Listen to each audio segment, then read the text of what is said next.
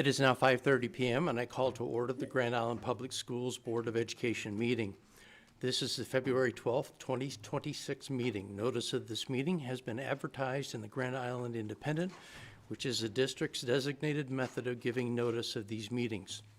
We want those in attendance to know that copies of the Open Meetings Act are available at the entrance to the boardroom. If anyone in attendance is interested in addressing our board, you are welcome to do so. We simply request that you complete the appropriate form and turn it in to us so that you may be recognized during the request to address the board part of our meeting. If you have not already completed the form, please see the staff person outside the entrance to this room. Public comment is welcome. We do ask that no signs be brought into the boardroom. Ms. Dibbert, will you please call the roll? Mr. McFarland. Present. Mr. Hawley. Here. Mr. Garcia-Mendez. Mrs. Albers. Here. Mr. Barsonas. Yes. Mrs. Douglas. Here. Mrs. Wilson. Here. Mrs. Goodman. Here. Thank you. The first item on the agenda tonight is the consent agenda. The consent agenda is to be approved as follows. Items number 3.1 through item number 3.9. Does anyone have a potential conflict of interest on agenda item number 3.3? If so, please state your check number. Seeing none, I would entertain a motion to approve the consent agenda as submitted. I make a motion to approve the consent agenda as submitted. Second by Ms. Albers. Discussion? You may proceed to a vote. Motion passes. Item number 4, request to address the board. Do we have anyone to address the board this evening? I don't believe so. Thank you. Next, we have we're going to do a recognition of one of our middle school students. This individual was the only person in middle school to attend the Singing Youth of Nebraska. And the student's name is Lily Berg, and her teacher is Rachel Cossey. So if Ms. Cossey and Ms. Berg please come forward, that would be wonderful.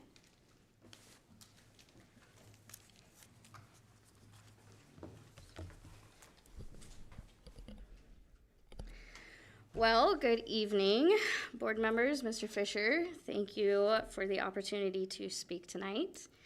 I am here to recognize one of my students, Lily, who was recently selected through a highly competitive audition process for Singing Youth of Nebraska, a statewide honor choir sponsored by the Nebraska Choral Directors Association. And the performance took place on January 31st in Hastings. This ensemble is open to students in 7th through 9th grades, and the audition process was quite rigorous. Students were required to prepare and perform 3 separate parts, including up to a 2-minute solo, and that is quite a tall order for middle school students, and one that requires a great deal of practice at home and confidence. This level of expectation highlights just how prestigious this ensemble really is. Once we found out the exciting results, we set out on setting up rehearsal times, which can be quite tricky between extracurriculars and our other responsibilities.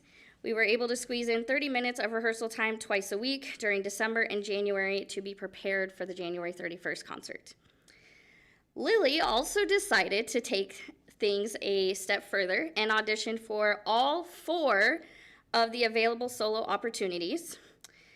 That takes an exceptional amount of courage, again, particularly for middle school students.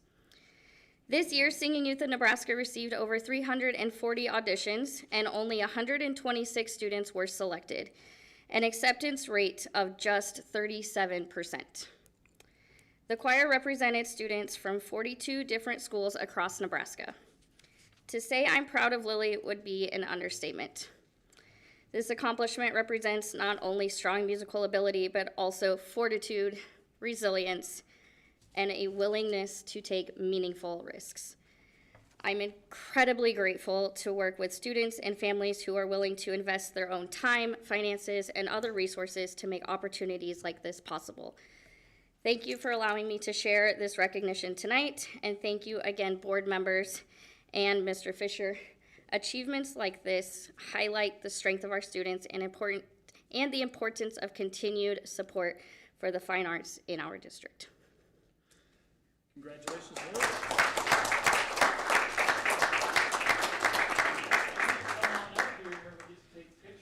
Normally we would have a certificate, but we weren't sure whether you were coming tonight or we were doing this next month. So we will get you the certificate, but we will do the pictures tonight since you are here. All right, smile. Let me get it right. Okay, there we go. All right.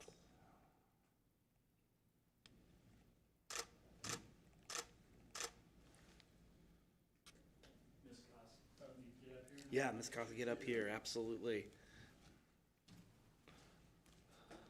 All right, smile. If y'all want, do you want to get pictures, or you good? You good? Okay, perfect.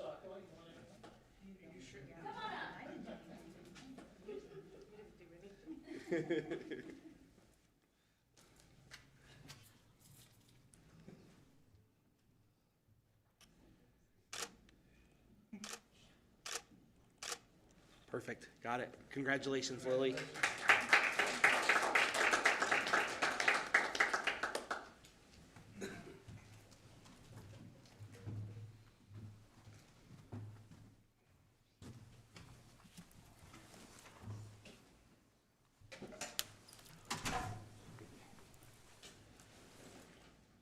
Okay.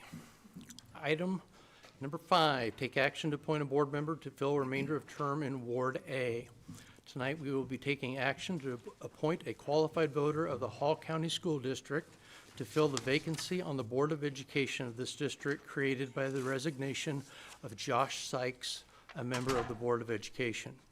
This appointment will be for the remainder of the unexpired term.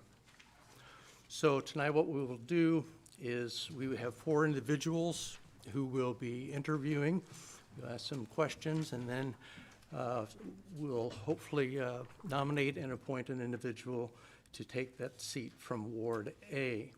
Board members, you have a stack of 4 items that are the same. They're the actual questions we'll be asking, and then behind that is the rubric that you'll be filling out during the interview for candidates 1, 2, 3, and 4. That's how they're listed on the rubric. So you may write their name at the top if you would like. In the order of interviews tonight, we will be having Amber Harper, Dr. Sarah Laudy, Dr. Kent Mann, and Relay Norlander. So at this point, we have Miss Amber Harper. I'd like to thank you for joining us, and if you would, tell us a little bit about yourself, where you grew up, where you have attended school, your occupation, family, how long you've lived in Grand Island, and anything else you would like us to know. Wonderful. Wait. All right, girls, thank you. There you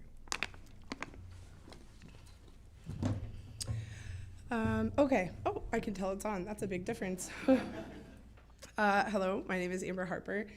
I am originally from Utah, but moved to Callaway, Nebraska when I was about 8 years old.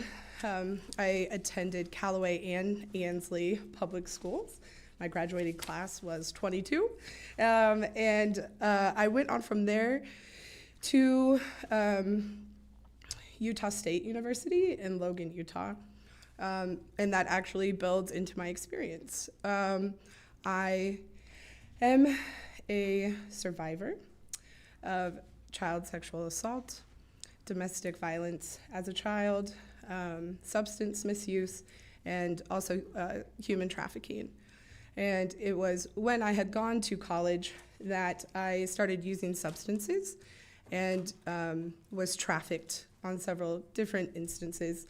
At the age of 22, I was fortunate enough to go to a rehabilitation center where I have been healing and growing ever since. And it's through that journey, through my lived experience, that I've actually come to realize I know so very little about life. And that has been my journey, one, to heal, to help others heal, and to learn. I did get my associates from Central Community College in 2019. I'm currently enrolled at UNO, getting my bachelor's in sociology. I love the study of people, if you can't tell. In addition to that, I work at the Nebraska Coalition to End Sexual and Domestic Violence. As the Network Services Coordinator, I support 24 programs across the state as they provide advocacy to victims of sexual assault, domestic violence, stalking, and human trafficking. I've also been appointed to the Attorney General's Domestic Abuse Death Review Team, where we go through each instance of homicide or suicide in relation to interpersonal violence to determine recommendations that we can legislate to hopefully prevent future homicides and suicides in relation to domestic violence. Here within the community, I volunteer in a variety of ways, either through 12-step programs. I chair the Grand Island Area Coalition on Trafficking, where we have an outreach project that delivers educational materials to hotels and motels. My life's work really is about connecting and helping people meet their needs so that they have the ability to heal and grow from whatever hardship they experience, because it looks different for everyone. And I don't believe I have anything else to share on that question. Thank you. Thank you. All righty. Yeah, Go my ahead, my question for you is what is your vision for the education for Grand Island Public Schools District? My vision for education for the Grand Island Schools District, I don't know, I am really a fan of the strategic plan, 80-90-100. I took some time to look through the 2024-2025 annual report that was put out. It saw some really nice benchmarks. It makes sense why we put together the 80, 90, and 100. Can you repeat the question one more time? What is your vision for the education in Grand Island Public Schools District? Oh, yeah. And so with that 80, 90, 100, if 80% of our students are experiencing growth, if 90% are at school 95% of the time, and 100% have a plan to graduate, I actually really liked that. As I was reading through, and even through my own kids' experience, I have children that have gone through preschool, elementary, and middle school so far within the district. And I love the transitional support where, you know, the next school comes in and provides education, or just even the middle school transitions. There were several opportunities to visit and tour. And I think all of that is so important, talking about the visualizing. I'm visualizing myself at school. I'm visualizing myself getting a good education. And then, yeah, what can make a good education happen? That kind of goes back to helping students have the skills or the resources to meet their basic needs. So when they come to school, they can focus on getting that education. Amanda? What qualities, skills, or experiences have prepared you to serve as a board member? Like I said before, my lived experience has helped me so much in life, but the biggest takeaway from that is that it's only my lived experience. And so to truly understand what other people go through, the hardships they have, the successes they encounter, I have to start by leading with a relationship. Again, can you read that question? What qualities, skills, or experiences have prepared you to serve as a board member? Thank you. So with that, I will reflect a little bit on my personal lived experience. I was the student with all the potential. I was on the honor roll with ease. Grades came easily to me. I participated in all the activities, which of course, in a class D2 school, it was every single one. But underneath that was a lot of unaddressed trauma and hurt. You know, there was domestic violence in my home. I was experiencing sexual abuse. And so that overachievement wasn't necessarily marked or flagged. And by my senior year, I burnt out. I skipped school. I got in trouble for plagiarizing. I lost valedictorian over that.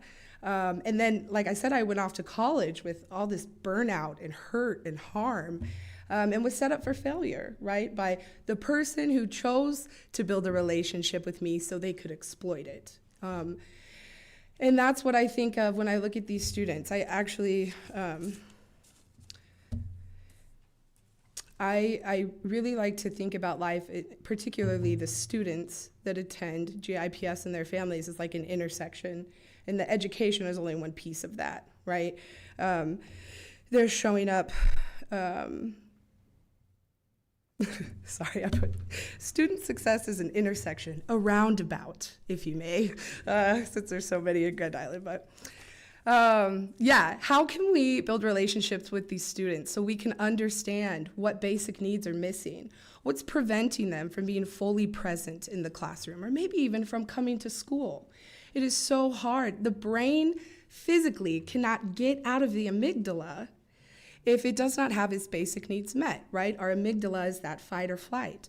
So as a child sitting in the classroom, if I'm hungry, if my parents fought all night, if my best friends called me stupid and I'm sitting alone at lunch, all of those things are gonna impact my ability to learn and create more of those intersections we have to navigate as teachers, adults, students, families, to get around those barriers. Tracy?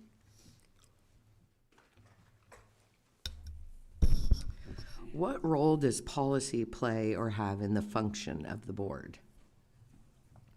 I think the majority of it. From my understanding, one of the biggest responsibilities of the board is continue review of policy, and using a lens, which I would like to say, I would bring a trauma-informed lens, a people-centered lens to the policy. So practices can look really good on paper, but the other part of that is, what is the impact? How does that play out? Even with the best of intentions, if we don't have the capacity or the resources to support the policies we create, there's going to be a disconnect.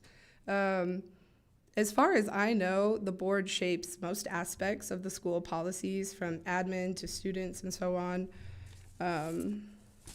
Will you repeat the question for me? What role does policy play or have in the function of the board?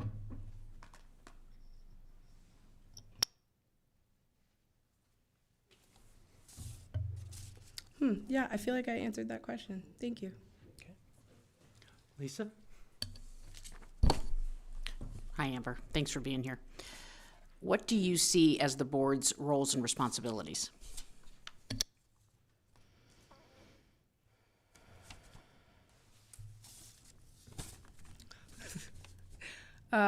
There is 3: review and revise policy, supervise the superintendent, and help with the budget. But I have never been on a school board, so I can't go any further than that. I'm so sorry. Okay. What are the current challenges facing education and school boards?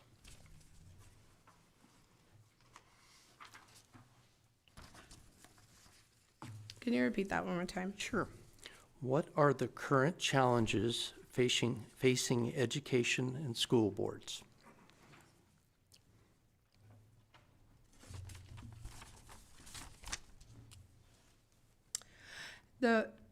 The first thing that comes to mind is just covering all bases.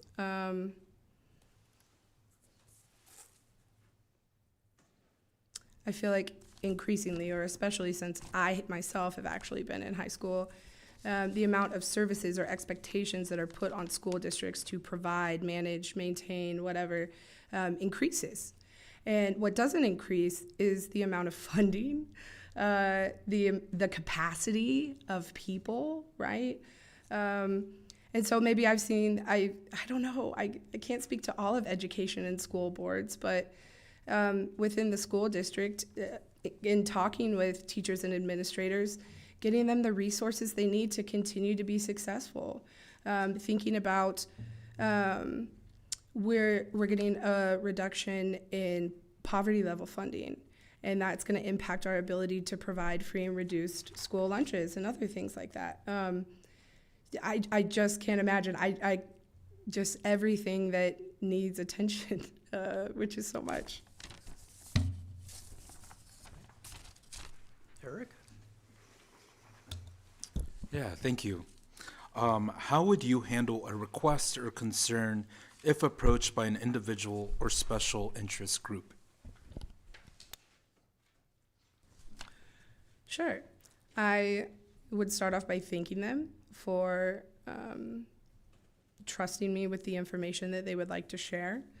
I would kind of use some reflective listening to make sure that whatever they did share with me, I understand in the fullest way.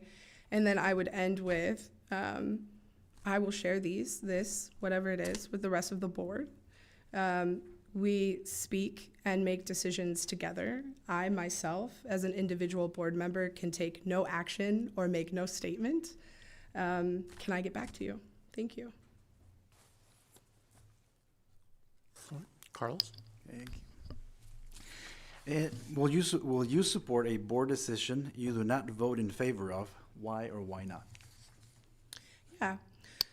I absolutely would, because I would trust that if we came to a decision, there was plenty of discussion and understanding created around it, so that when that decision was made, I myself could comprehend and explain the reasons behind that. I also am just all about the culture and the vibe. And so if we are going to make a decision, I'm going to hold up the good vibes and support our team in making that decision, so the outcome can be positive no matter what my opinion is. Yeah. Mr. Hawley? Hi, Amber. The Board of Education is generally considered a nonpartisan board. How will you ensure that your personal political views do not unduly influence your decision-making process on the board, especially when it comes to policies that impact students, teachers, and the community? Yeah. I've been a registered independent since the day I could register to vote when I turned 18. I believe there's a lot of harm when we don't act in these spaces in a bipartisan way. And truthfully, I think that my care and concern is really more about the well-being and success of students than it is about being right on a political stance. And so then I would just return to, how is this policy going to impact the people, the kids we're serving? Thank you. Yeah. Okay, this appointment, Amber, is for the remainder of a term that expires on December 31, 2026. Is your intent to run for election to a full term for this board seat in the 2026 election cycle?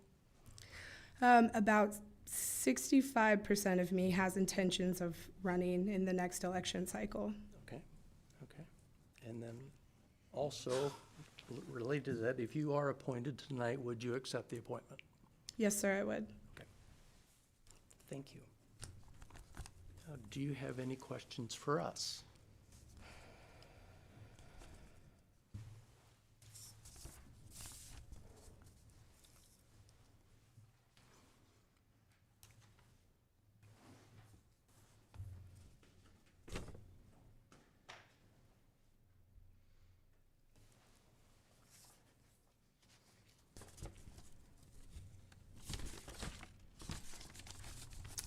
No, not at this time. Okay. Well, thank you so much, Amber. We certainly appreciate you putting in your application and going for the appointment. Thank you for Awesome. coming here tonight. Yes, thank you all so very much. Okay, board members, if you'll now fill out your rubric. And we will collect those and then give them to Angela once you're finished.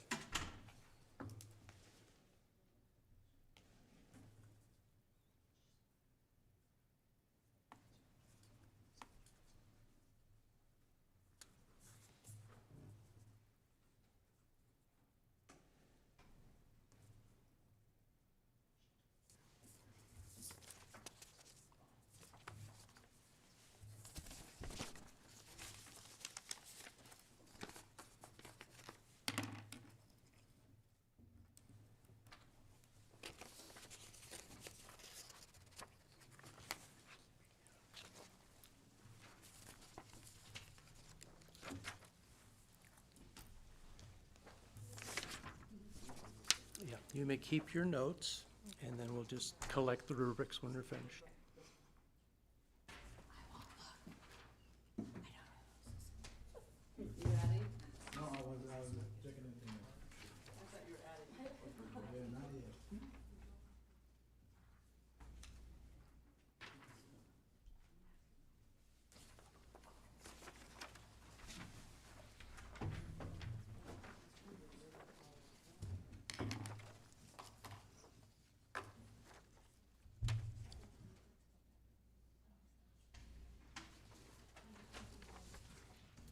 Are we ready? We're just finishing the rubrics, and then we'll be ready. Almost? Almost. So by the time I walk over there and get back, are we ready? Yep. It's that side.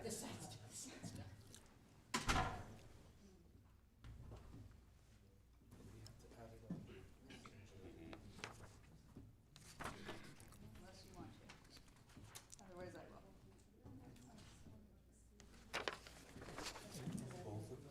No, just.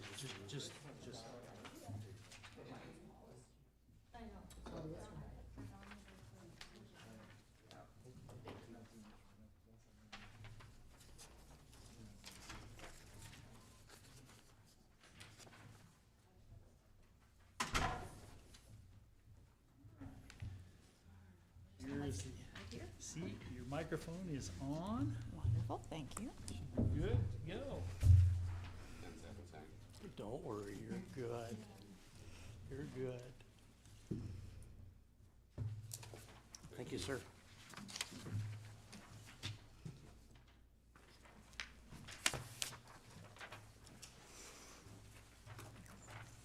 All right, next up on the docket will be Dr. Sarah Lowdy. Dr. Lowdy, I'd like to thank you for your interest in the position. Thank you for putting in an application and coming here tonight for the interview. So if you would, please tell us a little bit about yourself, where you grew up, where you have attended school, your occupation, family, how long you have lived in Grand Island, and anything else you would like us to know. Okay. I have lived in Grand Island most of my life, or at least as long as I can remember. My parents moved here when I was very young, toddler age, so it's been quite some time. My dad's been a farmer my whole life. My mom works at Central Community College and has for, again, about as long as I can remember. And I went to school just outside of this district. We lived in the Northwest Public Schools District, so I went to 1R as a child. Found out I was a nerd pretty early. I actually was one of those kids that really liked school, so a little bit funny. But that continued on to another school just outside of Grand Island. We're right between Northwest and Palmer, so I went to high school at Palmer Public Schools. Following high school, I started at CCC. I went in to start studying allied health fields. Decided I was mostly just a nerd, so I just decided to keep on going in biology specifically. And eventually that took me into teacher education with emphasis in biological and natural sciences. And upon graduation with my teaching certificate, I started at CCC, and I also attended UNK for part of my teacher education program, finished with my master's at Hastings College, and started teaching here in the district. While I was in education, or in my education program rather, I decided to start substitute teaching here in the district, and so that was my first experience in Grand Island Public Schools. I really, really enjoyed substitute teaching and got to experience a lot of different grade levels, subbed in elementary, middle, and high schools. One of my favorite experiences was actually at Success Academy, and I had almost a regular kind of spot there. I think the year that I was there most frequently, there was a teacher that had a child that was in certain activities and so would need a sub on occasion.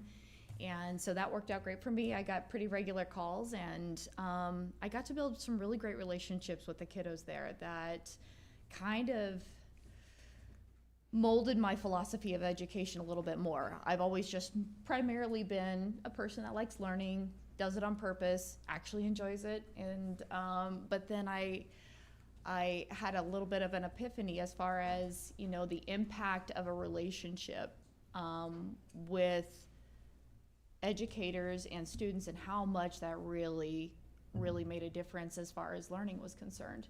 I could see students that maybe didn't have as much of a close relationship with, that wouldn't work as hard as someone that maybe had more barriers to success, maybe a harder time, but just because the nature of the trusting relationship that they had with me, that they, you know, were willing to, you know, do their very best just because of that. And I thought that was really, really profound.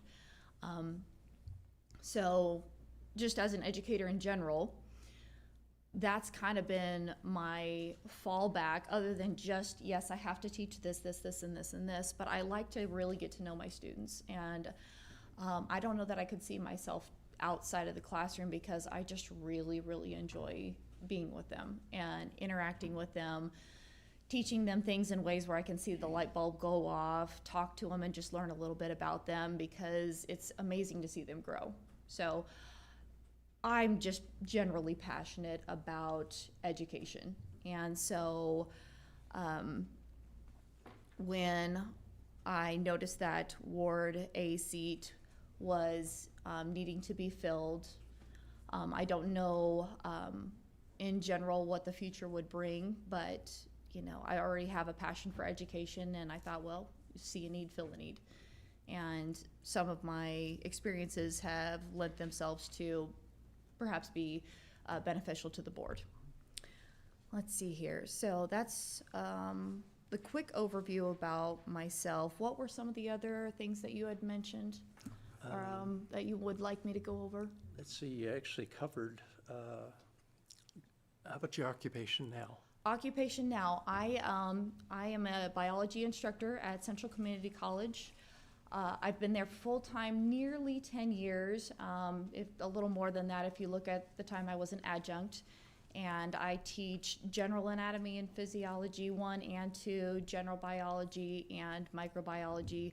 I've had a few other classes that kind of, you know, here and there, but for the most part, I teach a lot of biology all day long. So I have interactions primarily with students that are seeking allied health professions. That's the majority that come through my door. I have a few in general biology that take that class to meet what we call a Gen B, or kind of a critical thinking type science requirement, and that's a pretty common one to be taken. So I try to help them embrace that, you know, it might be a good thing to learn a few things about living things, seeing as how most of you are living things, you know, and you might make more living things and you want to keep them alive too. So it might be good to know a few things about that. So even if you're in accounting, I'll bet you I can find something that might be valuable in here. So I just try to make it fun, like show them how much they've grown, give them opportunities to see, I know that sometimes this is overwhelming, but look how far you've come. I like to have some fun with them. I try to do like game reviews, give them bonus points, make it exciting here and there. Just have a good time with them, because the more they're engaged, the more they're relaxed, having a good time, just the more I can get out of them. So. Excellent, thank you. Yeah. Donna? What is your vision for education in the Grand Island Public Schools District?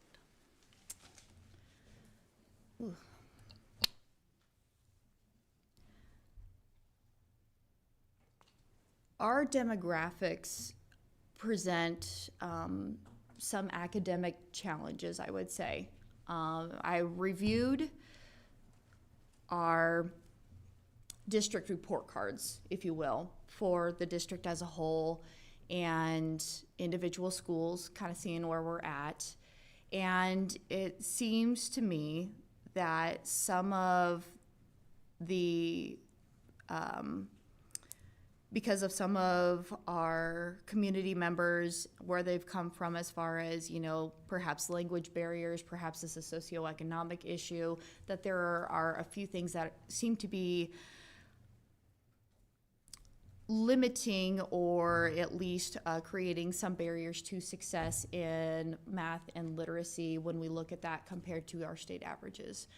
And so as a problem solver by nature, I see trying to find solutions to those problems and helping in any way I can to try to pin down what types of things, what policies, what might be most effective, what kind of things we can support in terms of anything that might require expenditures, budgetary needs, to try to facilitate programs that would help bridge those gaps and get us to where we would like to be, which was even outlined, I believe, in your plan for the district in general, the 80, 90, 100, and try to get everybody, you know, growing, you know, exceeding the average growth trends and try to get to a better spot.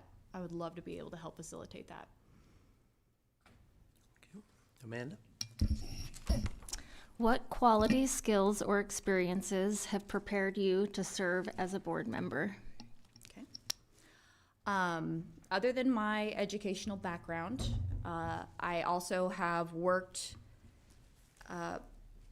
in different committees, cabinets. I served on the college cabinet, CCC's college cabinet, where we looked at policy procedure, that those suggestions or recommendations from our cabinet would then go to the Central Community College's Board of Education for approval. So I am familiar with some of those practices.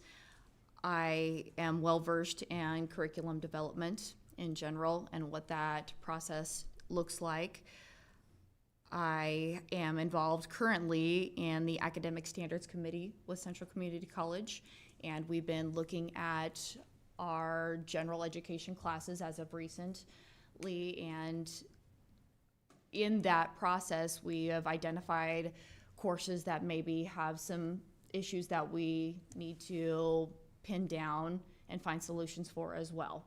So I am familiar with general policy, institutional decision making as part of my role in education. For my general character, my personal skills, qualities, characteristics, I'm a science person. Science people generally by their nature, usually analytical, critical thinking. That's just my operating system, if you will. I approach things very intellectually. I'm usually very inquisitive. I wonder why. I'm like, well, I don't take very many things just at face value. I'm like, well, why is that? There's something there probably. Let's look. You know, so inquisitive in nature, but I'm also very open-minded, because if you're closed off to other possibilities, you're going to probably miss something. So having that open-minded approach to what could be possible.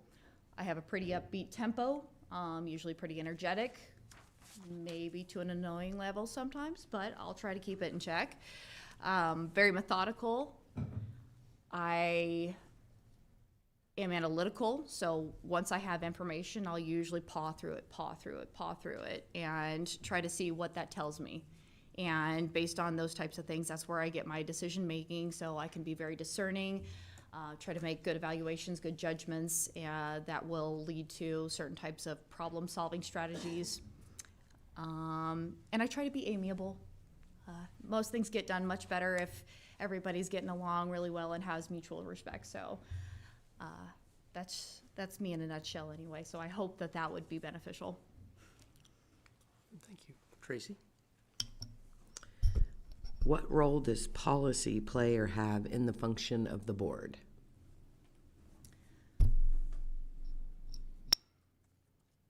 While much of that is probably determined in Mr. Fisher's office, I believe that the board generally will have some oversight over policy to review it, determine whether or not that's the direction that the community wants to take the district. So generally speaking, I would say that not as much building or creating new policy. Sometimes that might be necessary, but it seems to me, at least from my previous experiences, that a lot of that is brought to the board for approval and oversight.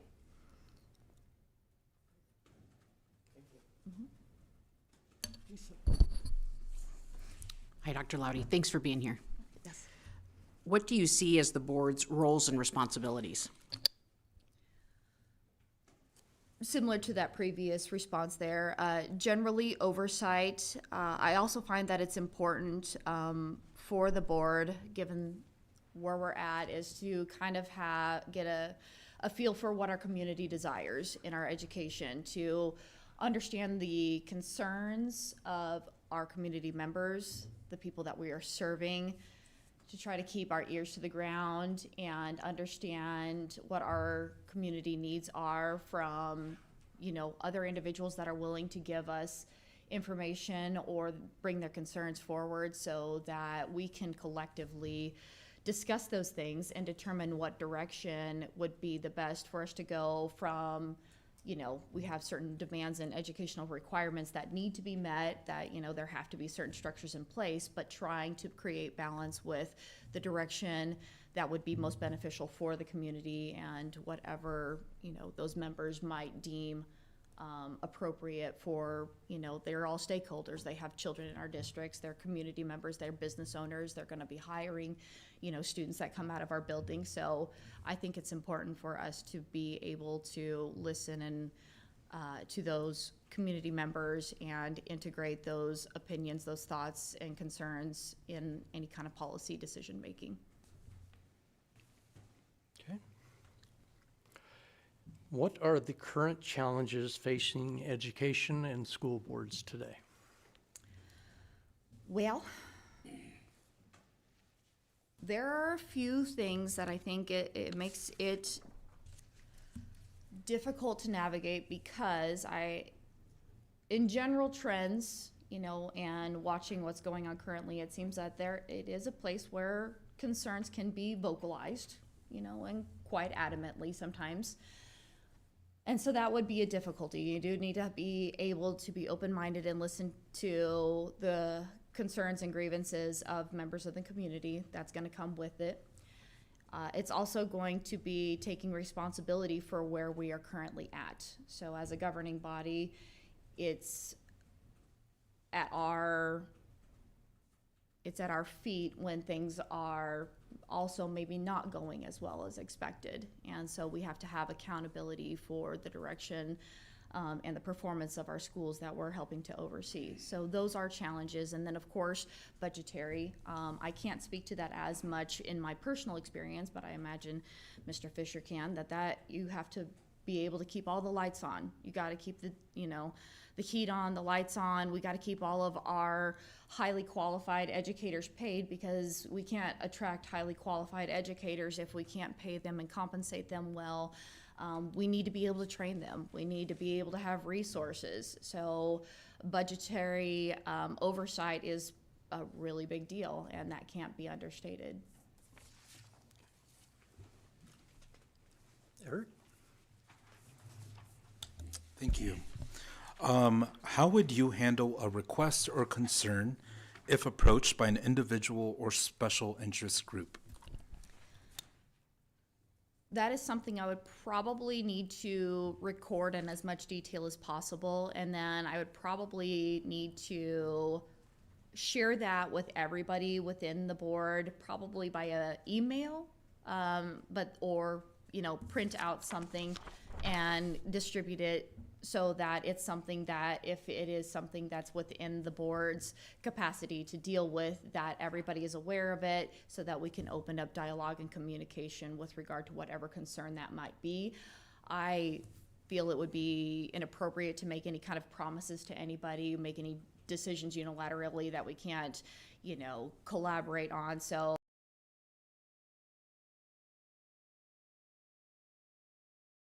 as far as I'm concerned, I would just be a person that's like, well, let me bring this to my peers and see what we can do. Thank you. Carlos? Thank you. Will you support a board decision you do not vote in favor of? Why or why not?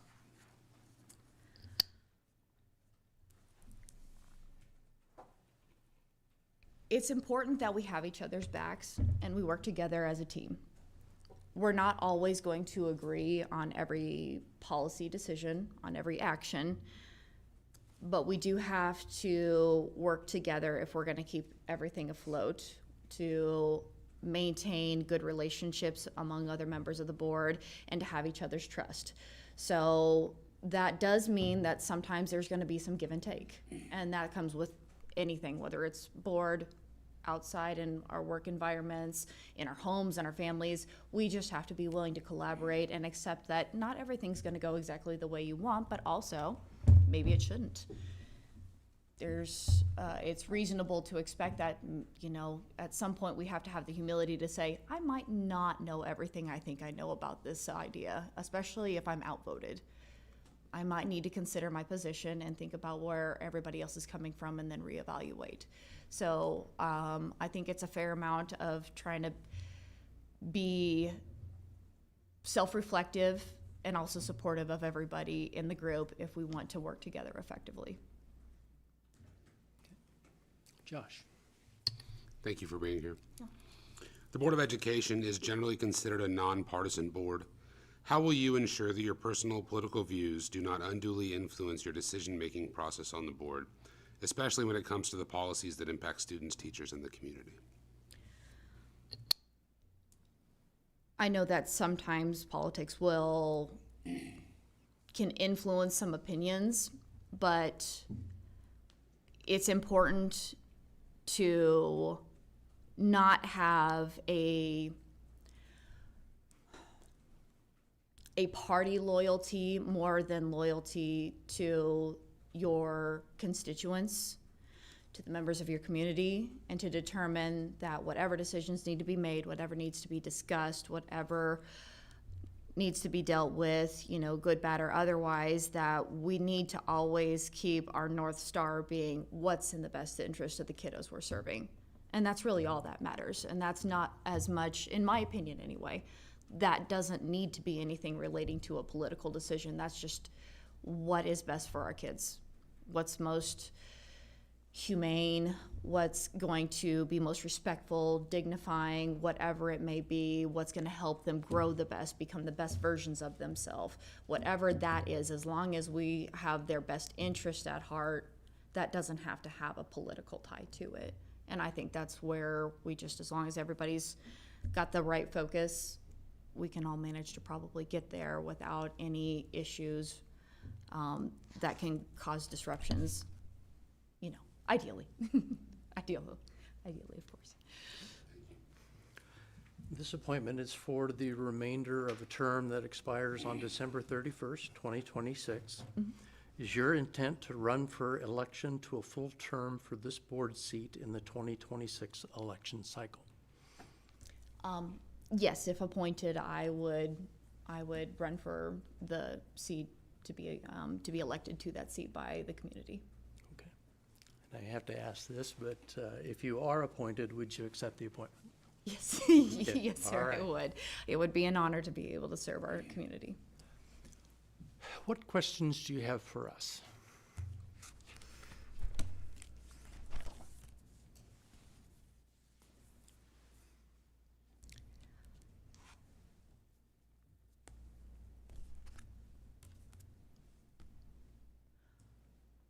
Are there any trainings that you would like a board member to go through as far as to understand the daily activities of the board member's position, as far as having the meetings, how are they to be conducted, what policies, procedures, things like that. Is there any kind of information regarding how those activities are conducted? I guess that would be my primary thing, because I would not want to be, not prepared.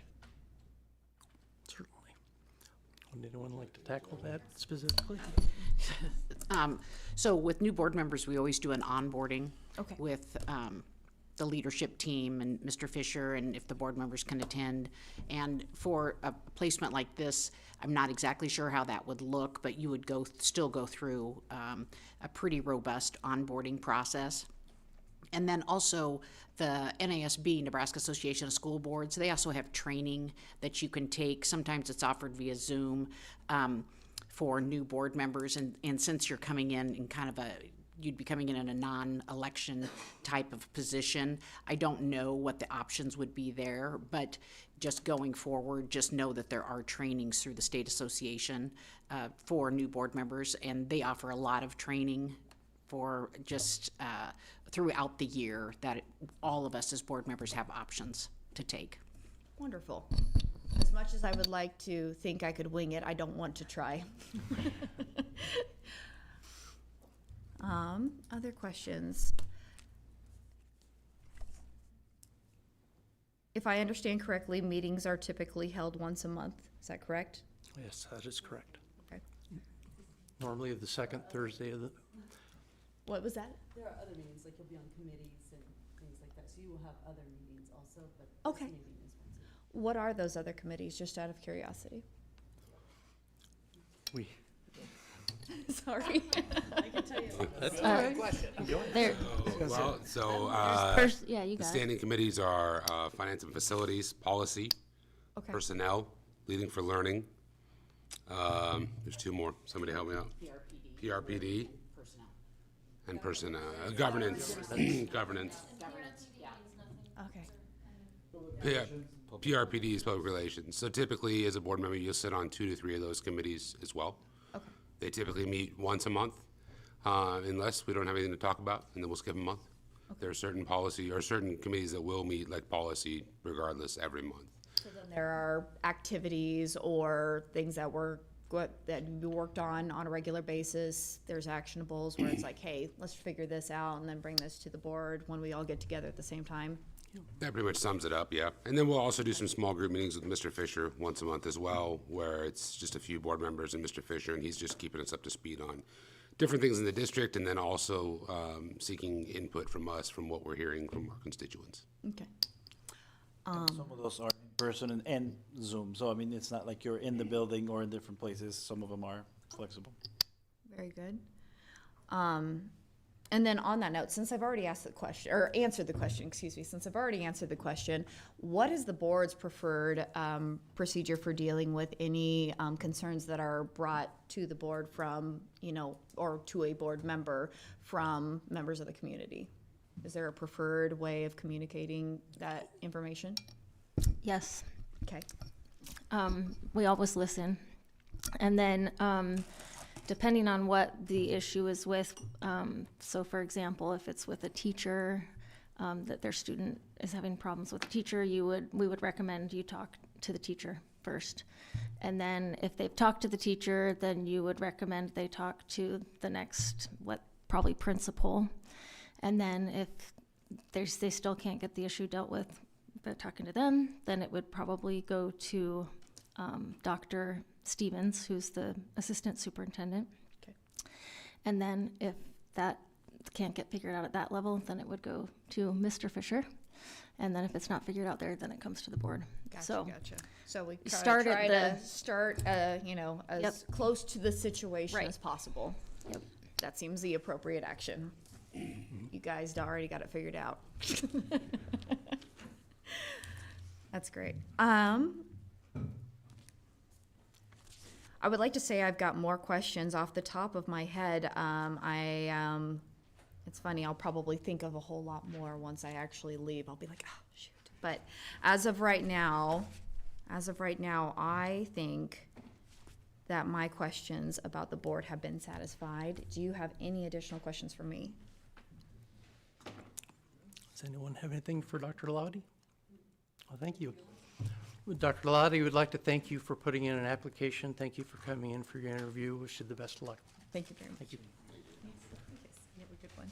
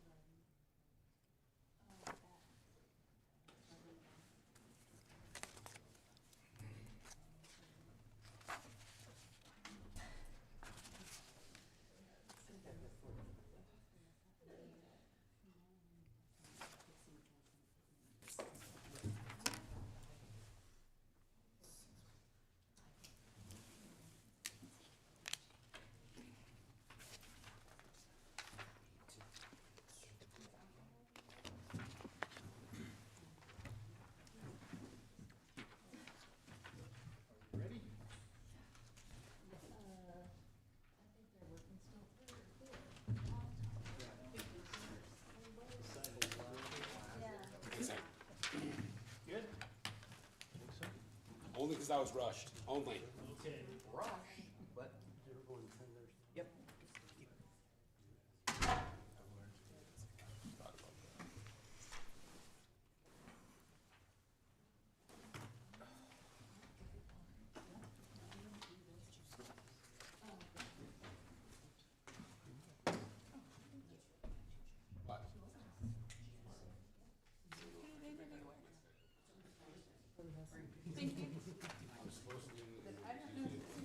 That's right.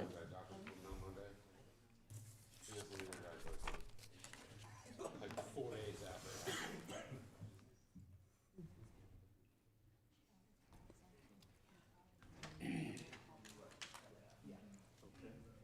Into the stand down. Right for this microphone. It's all lit up for you. Okay. No, right here. Oh, right here. You get to sit down. I get to sit in one of the good seats. Yeah, you get one of the good seats. All right. Good evening. Good evening.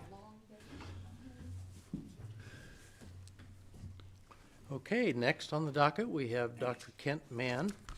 First of all, I'd like to thank you for putting in your application and coming in for an interview. We certainly appreciate your time.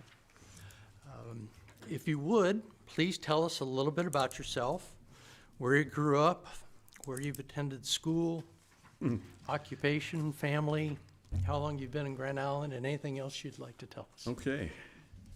Well, I always like to tell people that my educational journey began in a one-room country school.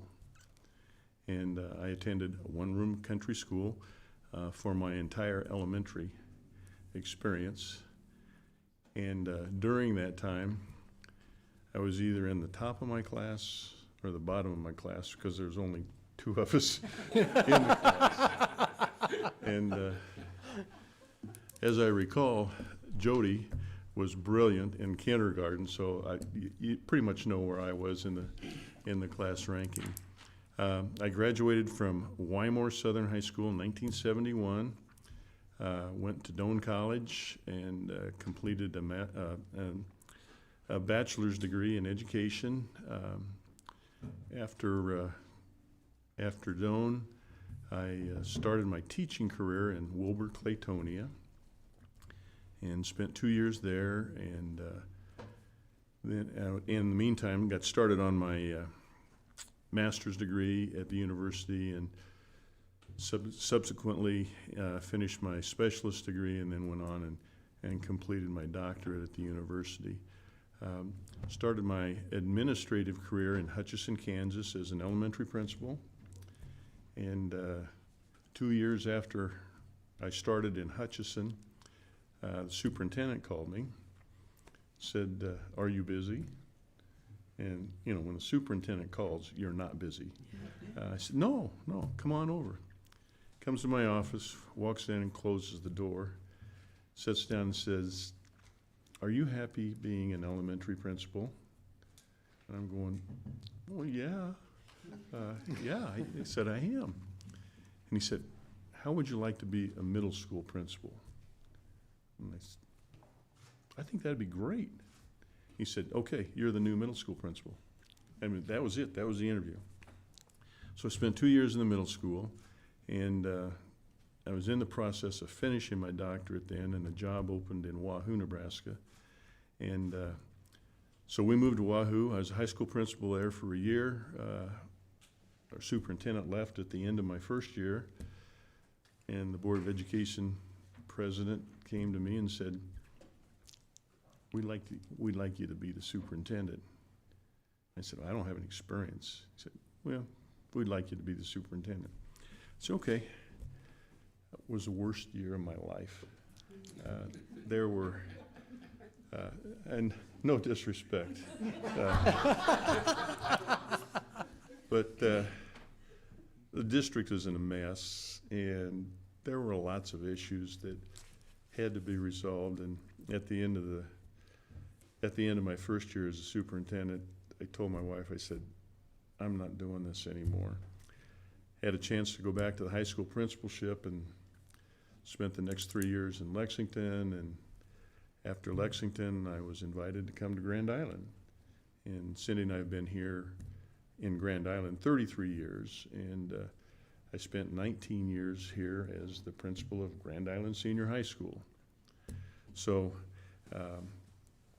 in summation, I'd say I'm really a 44-year veteran of public schools, and that was just after the earth had started to cool and dinosaurs were still roaming around. But I finished 44 years in public education. I would tell you that I'm a husband. We have 3 senior high graduates in our family. I'm a grandfather of 8 perfect grandchildren. I'm 33 years we've been in Grand Island.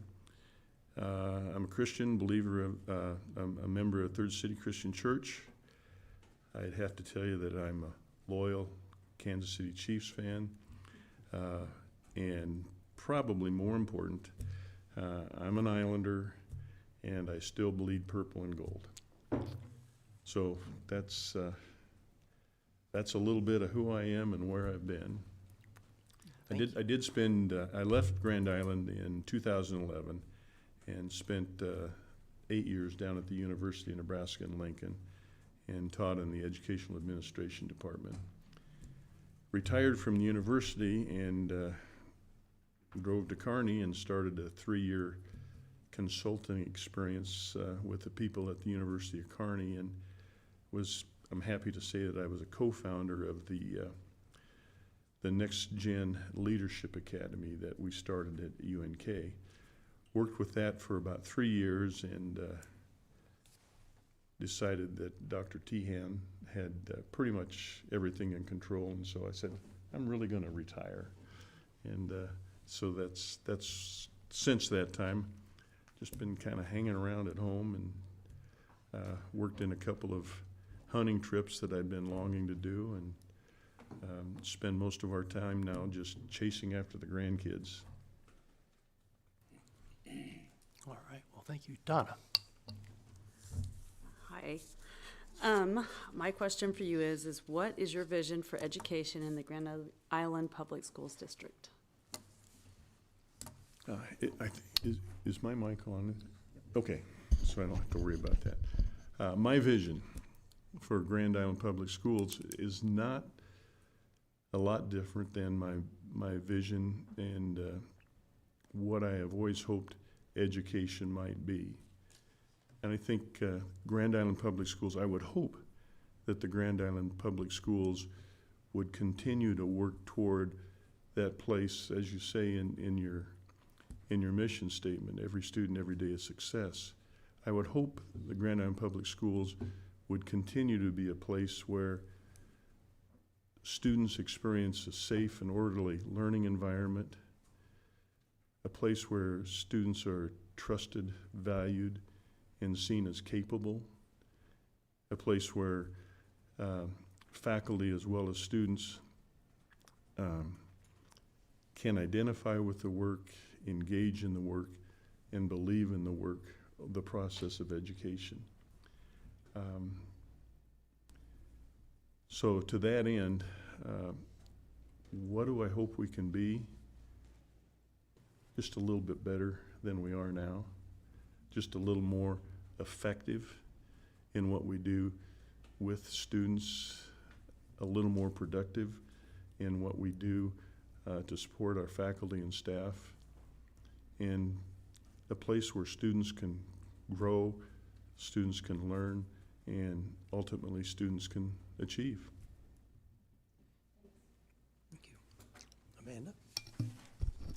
What qualities, skills, or experiences have prepared you to serve as a board member? Well, that probably is subject to some question. You know, I think in terms of qualifications, I may be unique in the fact that over the course of my career, I've had a chance to work with boards in a number of different capacities. As an administrator, I understood very clearly the hierarchy, the chain of command, if you will, and also learned about the responsibilities that I have and the board has. And when I got down to the university, I taught classes on boardsmanship. And those experiences have given me a perspective that I think is somewhat unique, but at the same time, a perspective that I think clearly defines roles and responsibilities of Board of Education. One of the analogies that I used when I was teaching was the analogy of boards of education are kind of like driving on a 4-lane highway. You know, the superintendent has his lane, the board has their lane, the teachers have their lanes, the administrators have their lanes, and everything works really well if everybody stays in their lane. Problems occur when people start to get out of their lanes. And I think my understanding and my experience have taught me that the most effective boards are the ones that understand the concept of their lane, but also have the capacity to say to each other or to other lanes that what we're doing, the way we're going, or the thing that we're trying to accomplish is really out of our lane. So it's focus. It's all about staying on focus. I think my other experiences, qualifications that I bring to the board, I think 44 years of experience in public education has given me a fairly good perspective of what good schools are and what good teaching is. But I think the broader perspective is that it all begins at the top. And if you have a strong, functioning board that's able to work with a strong visionary as a superintendent, and again, have administrators that understand where their lanes are, as well as instructional staff, in concert, that process is very, very powerful. If those components aren't in concert, then things don't work very well. I guess that would probably be about I think my experiences have given me a perspective that I think would be productive and would be something that would allow me to contribute to the board. Thank you. Tracy? What role does policy play or have in the function of the board? Well, I believe that the policies that are the responsibility of the board to develop are, in a sense, the bumpers that define and determine the parameters within which the district functions. So policies need to be broad enough to cover the details, broad enough to articulate the things that need to be done, need to be considered, but policies need to have enough latitude so that the superintendent and administrators that implement the policies have the latitude to be creative, have the latitude to be responsible, but have the guidelines within which they work. So I think policy probably is one of the key foundations of a functional district, and I think policy kind of fits into the analogy that if you don't have some kind of a goal, and I think policy kind of outlines the goal, if you don't have that kind of direction, you're probably going to end up somewhere else. And without that kind of focus or direction, somewhere else is just as good as anywhere. So the policy really, it's a foundational key of what the board does, and I think it's a foundational key of how the district functions.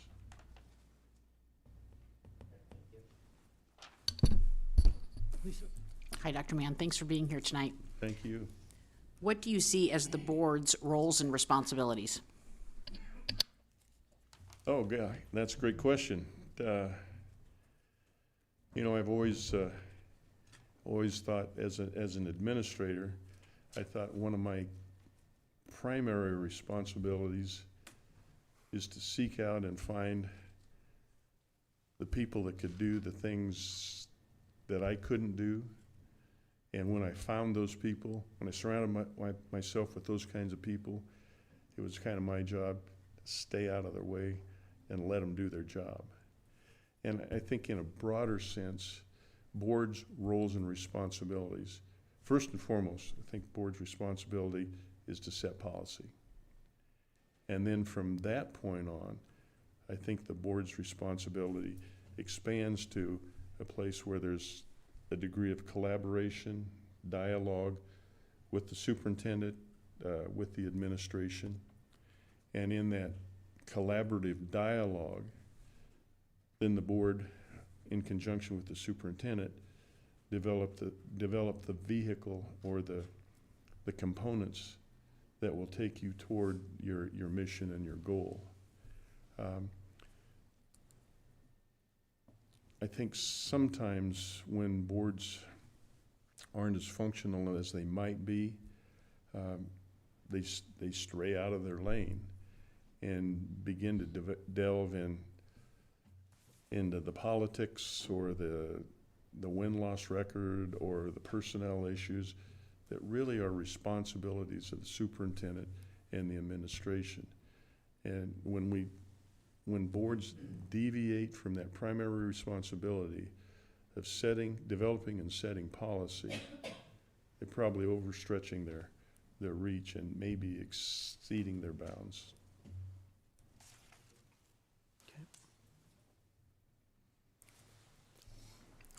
What are the current challenges facing education and school boards?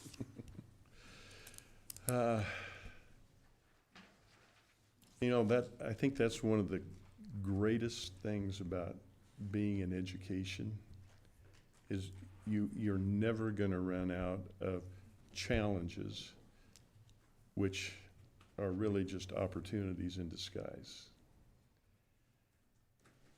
Unique to Grand Island Public Schools, I think, I think a changing demographic population is gonna be an issue that will continue to be an important issue for you. I jotted some of these things down, just thinking that that might be one of your questions. But without a doubt, I think the changing demographic population that you have, I think the growing student population that you have presents an issue that's going to have to be addressed. I think budget will always be an issue that boards have to face. I wished we had that magic money tree in the backyard that we could go and pluck some resources from. I don't think that's going to happen, but budget is it's going to be an issue, and unfortunately, the budget that the board works with is a lot like the budget that I work with. You only get to spend it once, and so that is a challenge in knowing where to spend it and how much to spend it. Third thing that I think is upon you now as a district is the issue of space.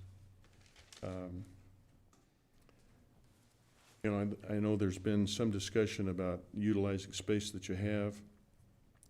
I think the growing population and the diversity of program that you've developed and continue to develop are gonna bring some space issues before you. And knowing what you need and knowing how much you need is a great challenge. I've always said that when schools build buildings, it's just like building a garage. When you get it done, it's not big enough. And that's a challenge. That's a huge challenge. But I think there are some space issues that are going to be before you, probably are before you right now, and maybe before you even greater proportion in the near future. And finally, I would say of the issues that I see pressing upon you is an issue that's not uncommon or that is very common to districts across the state, and that's recruitment and retention of quality teachers. Recruitment is one thing. You know, the demographics in the state of Nebraska, there are more and more teachers reaching the age of retirement and not as many people going into the field. So recruitment's going to be huge. And it's not going to be enough to just find somebody that has a certificate that's a warm body that you can set into the classroom and say, go sick 'em. I think you have to recruit quality candidates. And the other issue that's been emerging over the last maybe 5 to 7 years is the issue of retention. I mean, the dropout rate, if you will, of first-year teachers is not good. You know, some studies will tell you as high as 30 to maybe 40% of first-year teachers don't come back for year 2. So finding good teachers is only half of the equation. Keeping good teachers is the other part of the equation. So I would say those 4 things, you know, being able to meet the needs of a growing, diverse population, understanding and funding the needs of the district within the budget will be a challenge. Addressing the space needs and utilization will be a challenge. And as I said, recruitment and retention of quality faculty will be a challenge for the district. Thank you. Thank you. Next question is, how would you handle a request or concern if approached by an individual or special interest group? Okay, great question. I think board members need to know that an individual board member very seldom can speak for the board. Now, in the process of resolving an issue, decisions made, then individual board members can say, here's what we decided, here's how we're going to handle the problem. I don't think it's appropriate. I think it's something that you want to be cautious about when you stand up. Well, I'm on the board, and here's what I think we ought to be doing, or I'm on the board, and here's what we're going to be doing. That kind of takes you out of your lane again. But in relation to a concerned citizen or issues that someone might bring to the board, I think you have to stand pat on this hierarchy that you have. You know, the Board of Education, superintendent, administrative level, instructional level, those are kind of the steps, the hierarchy of what. If it's an issue or concern that starts at the classroom level, then I would hope that person, that first person that they would go to would be the teacher.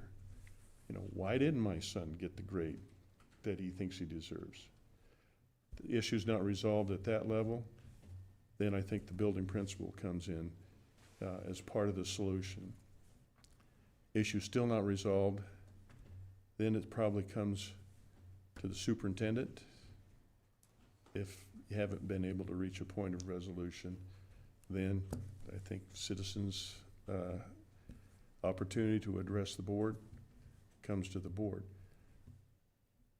I think it's just essential that in resolving those concerns, that you start with the lowest level, or you start with the immediate level of impact and work your way through the system. And it doesn't work if you go talk to the teacher, aren't satisfied, go straight to the superintendent. I would imagine that if in a situation like that, your superintendent would say, have you talked to the building principal? And I think that chain of command is almost sacred. I think if you can adhere to that and make that part of your standard operating procedure, you can address all the issues that come to you. I'd also say that over the years, when people have come to me with concerns, probably the best thing that I was able to do in moving toward resolution was listen to the concern. It's kind of a hard lesson, but I've learned that when people are passionate about something, they may be passionate beyond the level of objectivity. And in that situation, probably not a good use of my time to try to convince them that they're on the wrong track, as much as it is to listen, make sure that I understand the concern, and then from there, probably a lot of collaboration, a lot of dialogue, and to finish that all off, when a person comes to you at the right level, I think, if you aren't able to get the thing resolved, I think you have to get back to that person and say, it's still a work in progress. We're not done. We haven't forgot about it. We're not finished. And by doing so, you give yourself time to make good decisions. Stephen Covey wrote, 7 Habits of Highly Effective People. And I think it was a great book. I mean, I bought several copies of it and gave it away. He was pretty smart marketer too, because, you know, I don't know how many million copies he sold of 7 Habits of Highly Effective People. And a few years later, he comes out, hey, there's an 8th habit. You know, that's good marketing. But in the original 7 Habits, he talks about people operating in 2 circles, 2 spheres. He said, we all have this huge circle, and it's a circle of our concern. It's the things that they're worried about, the things that you feel passionate about. He said, we have this huge circle of concerns. And he said, we all have a circle that's called the circle of urgency. And he said, that's a real small circle. And he said, a lot of times, issues come up, people come to you with a question or concern, and it's in this big circle of concern. But you leave the conversation, and all of a sudden it's become urgent. It may not be. So understanding the balance between those two, and not to be disrespectful or not to be degrading to the people, but know where you're at in terms of, is it a concern or is it a sense of urgency? And sometimes people with concerns really believe it's urgent, and a lot of times it's a concern. It's not something. Usually people like to have an answer by the end of the board meeting, but sometimes it may take longer for that to come about. So I think you listen and you make sure that you've processed the concern through the chain of command, and when it gets to your level as a board, then you have to have some dialogue. You probably lean on the resources of your superintendent, your administrative team for some guidelines. But when it gets to that level, sometime you got to make the decision, or somebody's got to make the decision, and ultimately that'll come to you. That'll become your responsibility. Thank you. Carlos? Thank you, Dr. Mann. Will you support a board decision you do not vote in favor of? Why and why not? Well, I think that's a great question, and it really speaks to the efficiency, the effectiveness of your board. I think it's great if you can approach issues with the mentality that it's okay for you as individual members of the board to disagree. I think that's healthy. However, in the process of that dialogue and that interaction, when you reach the point that you've made a decision, if it's a split decision and you're in the minority, I think you have the obligation to be in 100% support of the decision that's been made. I think it's great to have the differing opinions, the old let's agree to disagree. I think there's some value in that. But when the decision is made, and after you've cast your vote on the issue, and you walk out of this room, you are 100% in support of the decision that's made. Now that, in my perfect world, that's the way it'd work every time. But I think there's some rationale to try to attain that kind of operation. All right, Josh? Dr. Mann, thank you for being here. The Board of Education is generally considered a nonpartisan board. How will you ensure that your personal political views do not unduly influence your decision-making process on the board, especially when it comes to the policies that impact students, teachers, and the community? Well, partisanship has become kind of the norm in our society today. And I don't know that that's a really good thing, to be partisan. I think in this position and as a member of this board, I think the way that you can avoid the partisanship is to reflect on a couple of simple foundational principles.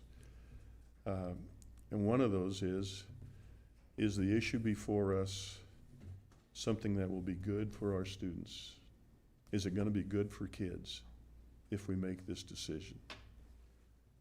Second question that I'd hope we would be able to reflect on is the issue before us something that is going to equip, develop, or improve the climate for our faculty and staff? Is it something that's going to make us better as a district?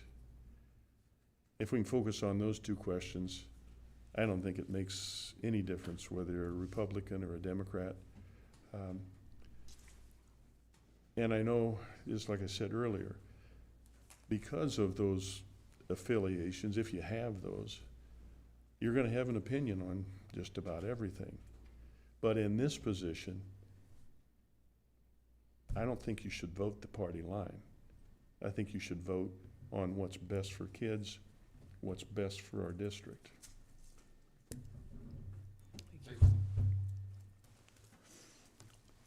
This appointment is for the remainder of a term that expires on December 31 of 2026. Is it your intent to run for election to a full term for this board seat in the 2026 election cycle? Well, I've always tried to be a person that doesn't make promises that I can't keep. And so I'd say, in response to that, Lord willing that I'm able to continue in that capacity, I would think that applying for re-election is a reasonable expectation. I know that the turnaround time on that's kind of close, so it's probably not an issue that you have to dwell on too much. You're either in or you're out. I think it would make a lot of sense to build some longevity with all of the members of the board. There's an opportunity to develop some continuity and some stability by having a group of members that have worked together over a period of time. But yes, my answer would be yes, I would intend to throw my hat in the ring for re-election. Okay, and I have to ask you this, it's a silly question, but if you are appointed, would you accept the appointment? I would, without hesitation. All right. What questions do you have for us? Well, I'm glad you asked. Do you have a set of operating principles or guidelines that you adhere to as a board? And if you do, I'm assuming that you do, if you do, what are they? Well, primarily, yes, we do. We have board operating principles, and we take them very seriously. And, the mission statement about every child, every day success is crucial to that. But what we feel is perhaps most important is that we're a board of one. We don't, we're going to agree to disagree at times. But once we make a decision, that's it, and move forward. And I think that's one of the good things that we do, because we have a lot of different opinions, and I've changed my mind after listening to some of the others at times, and I think that's one of the things that we as a board do really well. And then there's also the standard, normal policies, that you have for being on a board and being on time and doing the right things and such and so forth. Some reasonable expectations for the members of the board, sure.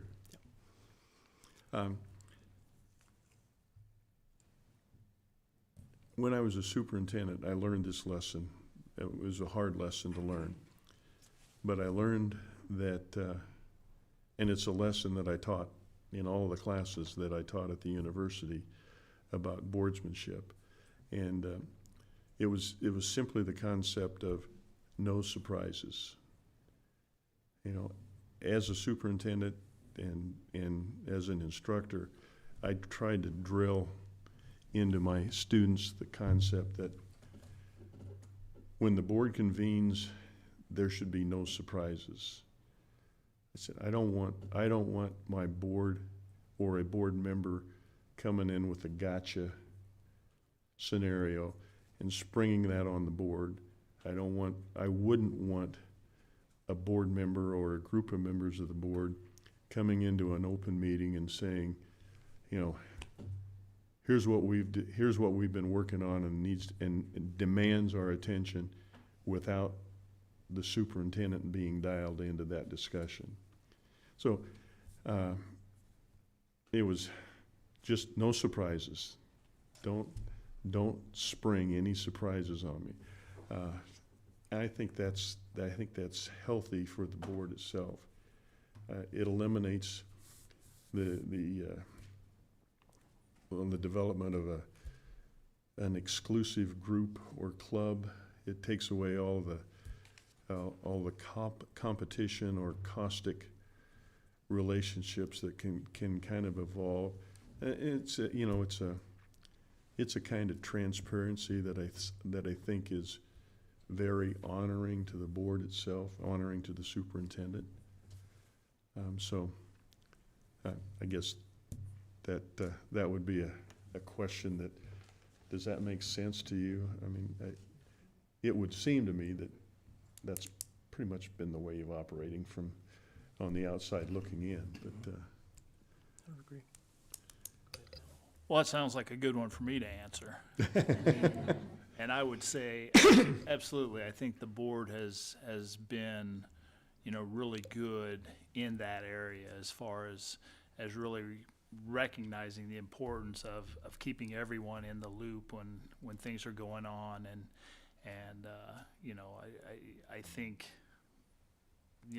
the structure that we have with the regular meetings, but then on top of that, the committee structure that we have and the meetings that we have on a monthly basis with a small group of board members and myself just sitting down and talking about what's going on, what are you hearing in the public, what things are taking place inside of our schools that, not necessarily board action type items, but just things that it's good for the board to be aware of. And so I think our level of communication has been very good, and I've been really comfortable coming to a board meeting knowing that we know what's going to happen in the board meeting. We don't know how votes are going to go, right. But we know what's going to be discussed. No surprises. We aren't going to have a surprise. I have a question about the committee assignments and the committee process that you use. I'm only slightly familiar with the setup that you have, but with the committee structure itself, individuals of the board assigned to various committees, is there a duration? Is there a tenure on the committee? Is there mobility? People move around from committee to committee. Can you tell me a little bit about that? You bet. In January of each year, the board president asks the other board members what committees that are they interested in for that coming year. And then the board president and the vice president sit down and try to arrange it so everyone gets their first and second choices and sometimes a third choice. Some are on 2, 3 committees. I know Lisa was on 4 last year, which was way above and beyond. Just a glutton for, above and beyond a glutton the for call of punishment, duty. huh? So we try to match what the board member would like to be on as best as we can. Good. And then you're on that for that year, and then next January, we start the process over again. So you are able to go to different, we had a couple this year that wanted to be on different committees than they were last year. The prior year, everyone kind of wanted to be on the same. So it just changes a little bit year to year, but that's kind of up to you as the board member. I'm sure this is probably contingent upon the issue, but in terms of time and when do the committees meet? Is that something that occurs before the board meeting or something that occurs outside of the board meeting? How does that work? We usually meet the week, we usually meet the first week of the month, and all the committees have a different time, and I think they try and make it work for most people in the committee. And then we have our board meetings the second week of the Okay. month. And some of those meetings are by Zoom, so you don't necessarily have to be present. So that's kind of a nice feature. Yeah.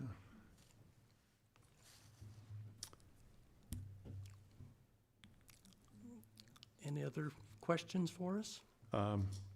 No, I maybe just a closing comment.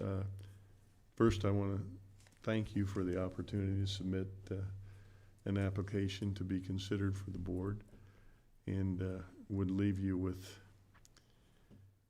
the my goal. If I were chosen to be a member of the board, I would want to come in as a contributor. I would want to come in and share the same goals that you have: student achievement, student success. And I would hope to come into this position and show you that I am a pretty good listener. But I'm also willing to make a decision if a decision has to be made. And say that I look forward to being back in the fray as an Islander and being part of the process that served me and my family very well for 19 years. Like I said, I'm an Islander forever and still probably bleed purple and gold. So, Wonderful. thank you for the opportunity to visit with you today. Well, thank you, Dr. Mann, for putting in an application and for coming to the interview. We sure appreciate it. Been my pleasure.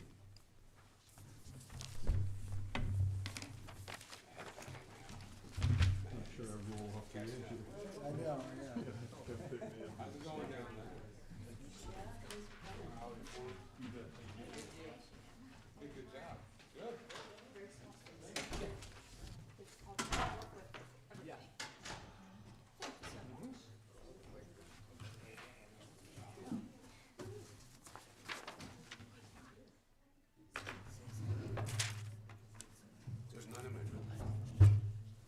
What do you need? Chocolate.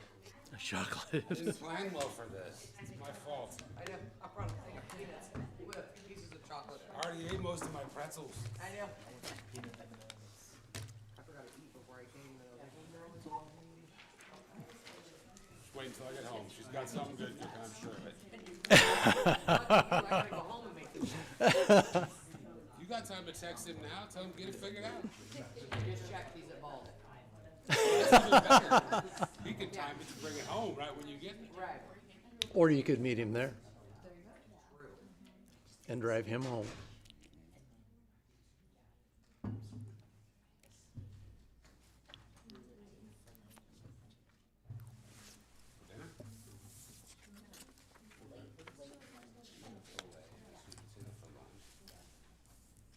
Sounds kind of bougie, like you know what you do today. Yeah, it was cold, I think. It was cold.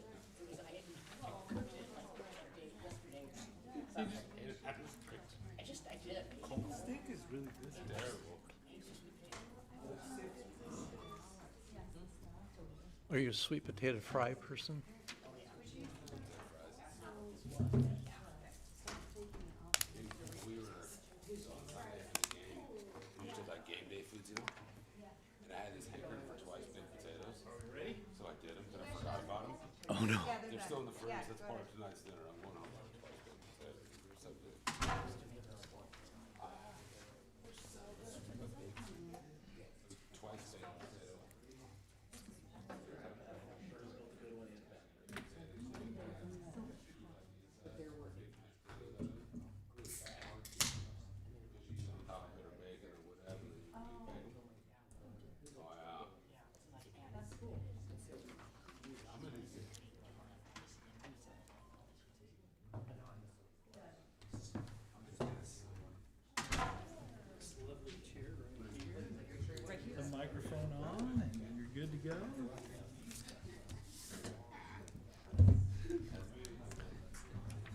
Okay, well, next on the docket, we have Relay Norlander. Did I say that correctly? You did, yes. All right, wonderful. Well, we certainly appreciate you putting in your application and coming in for an interview. And we'll start off by having you, if you'd please tell us a little bit about yourself. Where do you grow up? Where you have attended school? Occupation, family? How long you've been in Grand Island, or anything else you think that we would need to know? Okay, well, I'm originally from Utah. I was born and raised in Layton, Utah, and went to a big high school. The school system there, I mean, it was big. It's a suburb of Salt Lake, and so we were K through 6, and then we had junior high, 7, 8, and 9, and then our high school was 10, 11, and 12, and my high school was over 2,000 kids. It was over 700 kids in our graduating class. I loved everything about it. After high school, I went to Snow College, which is also in Utah, a small junior college where I began my studies to do secondary education. I wanted to teach family consumer sciences. But during that time, I met my husband and we married, and we went back to northern Utah to Weeder State University in Ogden, and he was doing nursing school. And as he finished his nursing degree, our first child was born, and I decided that I wanted to be a stay-at-home mom. And so that's what I did. And then his schooling took us to Cleveland, Ohio, where we were there for 3 years, where he did graduate school at Case Western Reserve in Cleveland. He went to CRNA school. That's to become a certified registered nurse anesthetist. So that's what he does. And after Cleveland, we were looking for the perfect fit for him to start his career, and Grand Island, Nebraska was it. So we accepted the job, and he began working, and we signed a contract for 3 years because I was going to head back to the mountains and back to grandparents in 3 years, and 18 years later, we're still here. We fell in love with this community. We fell in love with the school system. We fell in love with our neighborhood. It's a great, this sounds like a broken record, it's a great place to raise a family. We are now, affectionately, we now are Nebraskans, and we are Midwesterners, and we love it. We love it. I have 5 children. They range from age 9 to age 22 and everywhere in between. So I've been very busy over these last years raising all these children. But when my oldest went away to college, our youngest was just getting into kindergarten. And at that time, after 18, almost 19 years of full-time mothering, I found myself wondering what to do. And this is coming off the heels of COVID, and there was this huge need for substitute teachers. And I thought, I can do this. And so I had to take a course. The state of Nebraska required a course. I was able to take that at CCC, got my credentials together, and made myself available to the district. And so for the last 4 years, I have been substituting on and off, and it has been really eye-opening and rewarding and fun and challenging and all those things. And I'm still doing it, so I guess that means I must enjoy it. Wonderful, thank you. Donna? What is your vision for education in the Grand Island Public Schools District? What is my vision? I would love to see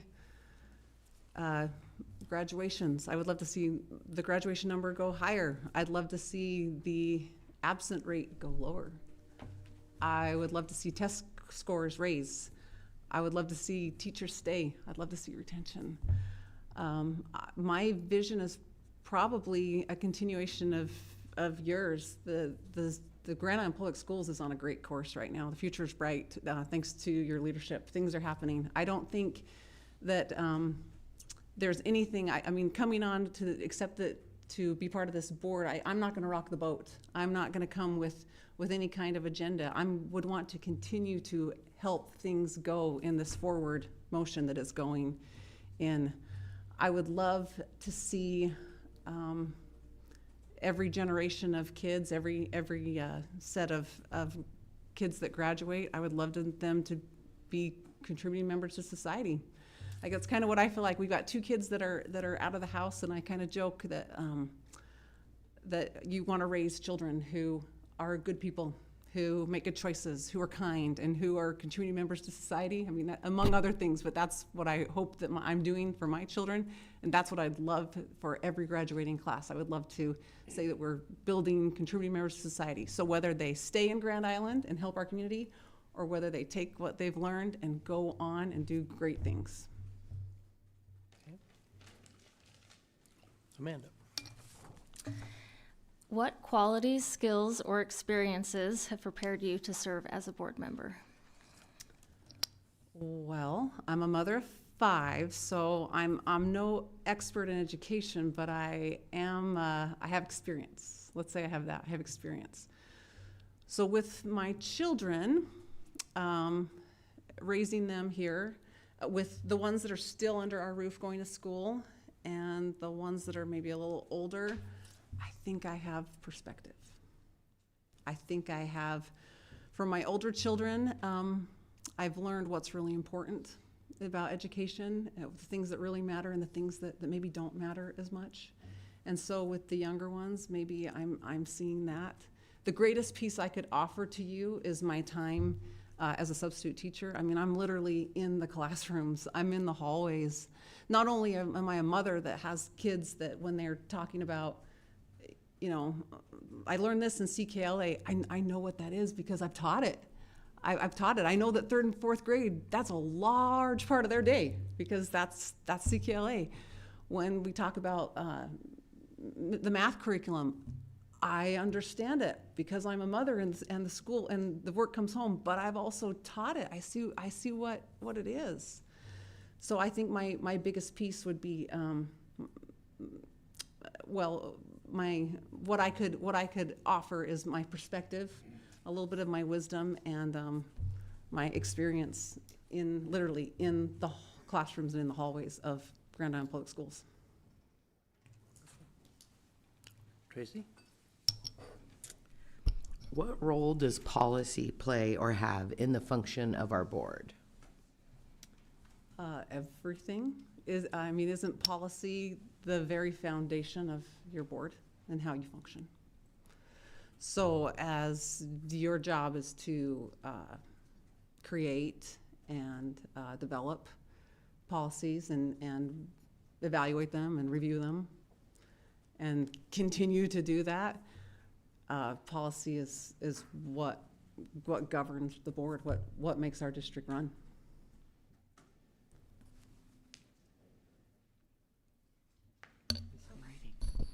Hi, thanks for being here. Thank you. What do you see as the board's roles and responsibilities? Well, the main role of any school board is to hire a superintendent and to do that duty. And then aside from that, I would think it is to develop these policies and to make sure that they're implemented in your schools. And along with hiring the superintendent, once that piece is there, then the job of the board is to continue to monitor his or her behavior, his or her performance, and continue to evaluate and reevaluate.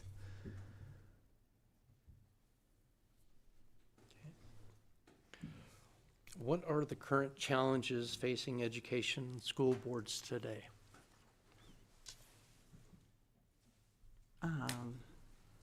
Funding, classroom size, teacher shortage, retention.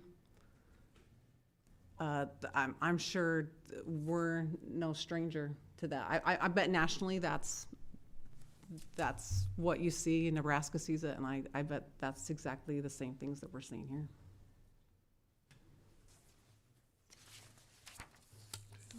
All right, thank you. I was just giving you time to, I don't know. How would you handle a request or concern if approached by an individual or special interest group? That's a good question. Well, I would listen. I would listen, and listen really with an intent to understand. And I would ask questions so that I would completely understand. And then, if appropriate, I would maybe validate it. If it was appropriate, I might validate their question or concern. But I definitely wouldn't immediately try to solve it. And I definitely would not promise anything. I would probably, depending on the concern, explain that there's a chain of command, and that needs to start maybe at the school with the teacher or with the principal. And then if it's not met there, then it goes maybe to this building and to the experts in the different departments. And then if it's not met there, then it goes to Dr. Stevens or to Mr. Fisher before it ever comes to the board, really. I think I would just urge problem solving at the root cause, at the roots first. Carlos? Thank you very much. Will you support a board decision you do not vote in favor of? Why or why not? Yes, absolutely, I would. So let's say that I did not vote, that I voted no for something, but the motion passed. Absolutely, because as a board, you're a board, you're a team. So once the decision is made, you've got to be unified and work as a board. So regardless of my vote, once the decision is made, I would absolutely support that. Josh? Thank you for being here. Thank you. The Board of Education is generally considered a nonpartisan board. How will you ensure that your personal political views do not unduly influence your decision-making process on the board, especially when it comes to policies that impact students, teachers, and the community? That's a good question, too. I understand the nonpartisan piece.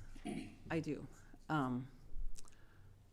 But I, just like all of you, are made up of core beliefs and values and morals. But that aside, I believe that I would need to be educated, for sure. I would need to understand the issues, really understand the issues that are being brought, and be open-minded and receptive, which I also think I could be. And then I would have to approach it in a different lens, not as Relay Norlander, but as Relay Norlander, a member of the board, and then make that decision based on that as to what it would do for the betterment of the district or the teachers or whatever it would be. But yes, I do think that I completely understand the question. I think that I could vote or be able to represent in a nonpartisan way. Awesome, thank you. Okay. Well, this appointment is for the remainder of a term that expires on December 31st, 2026. Is it your intent to run for election to a full term for this board seat in the 2026 election cycle? That's a tough question, too. Initially, my response would be no. There's a need in my ward, and I am willing to put myself out there to fill this vacancy should you choose or appoint me to do this. Could that change? Sure. Maybe my thoughts would change, but at this time, I would be willing to fill this spot for the duration of this year. Okay, all right. Kind of seems like a silly question, but if you are appointed, would you accept the appointment? Yes. Okay, all right, thank you. Do you have any questions for us? I do. To that question, maybe you could explain if I don't understand completely. So if I were appointed and I assume this position and I did want to be on the ballot, would I be in an incumbent status? Oh. No, you wouldn't be considered incumbent as far as the filing. And so you would have until, and it's not gonna help you a whole lot, 'cause it's only gonna give you until March 2nd. So you would yet to be appointed or officially sworn in on the board before you would have to file for election. Okay. So, 'cause your first board meeting would be on March 16th. After that. And you Okay. would have to file by March 2nd. So you're not gonna get a lot of board experience to help you make that decision. I was hoping that was like June maybe or something. By June, I may give you a more Yeah. concrete answer. Yeah, well, yeah, you know, I guess soak in the board experience that you're having right now, because that's probably about the extent of what you're gonna get.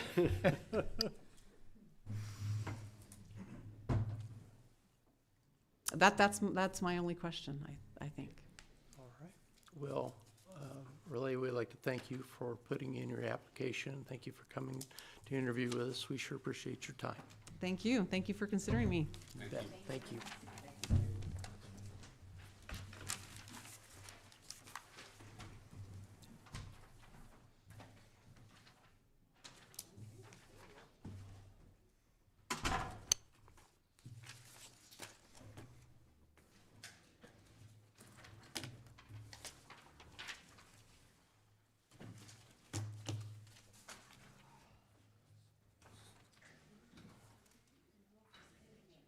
Yes.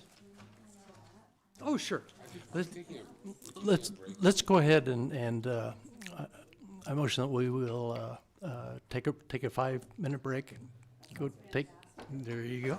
And then we'll, Need a second on that? and, no, that's okay. We'll just do it. We'll just do it. Second.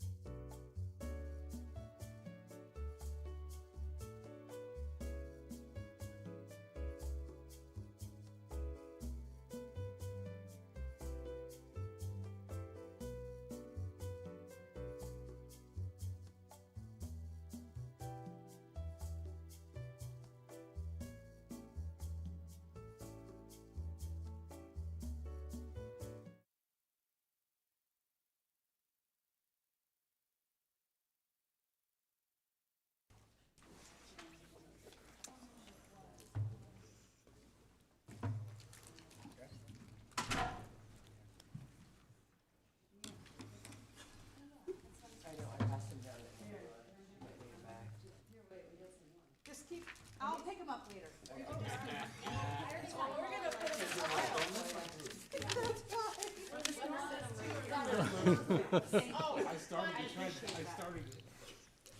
Okay. We are now, the time is now 7:37. We are back in session. The next up on our process is the board will discuss the positive attributes of each candidate. So, we'll open the floor to anyone who'd like to speak. Ms. Albers. I was thrilled we had 4 really good candidates. I mean, obviously, we're interested in the position, and, I mean, there's been plenty of times that we only had 2, prayed for 1. I mean, so, and we've had good interest in the meetings we've been having in the evening, too. I mean, you don't have to have a ton of people there, but as long as you have the people who have the heart for the work and have, are there for the right reasons, I've been pretty impressed by that, so.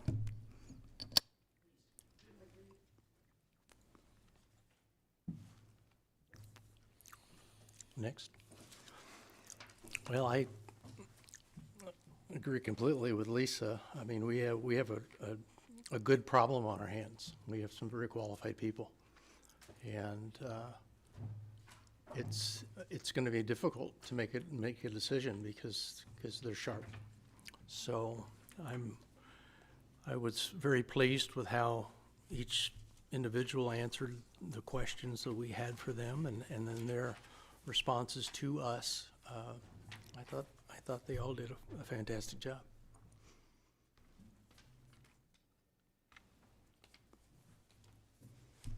Anybody else? I just to what Carlos? you mentioned, I think everybody brings, a lot to the table. It's very unique experiences, but all of them equally weigh in on the future of being a board member and being in for the district, just from being either a parent, grandparent, staff. There's really a wide spectrum of experiences. Okay. Any further discussion? Okay, seeing none, at this time, I will call for any nominations to be appointed to the seat. Ms. Albers. I'd like to nominate Dr. Mann. Seconded by Ms. Douglas. Mr. Garcia Mendez. I'd like to nominate Amber Harper. Second by Mr. Hawley.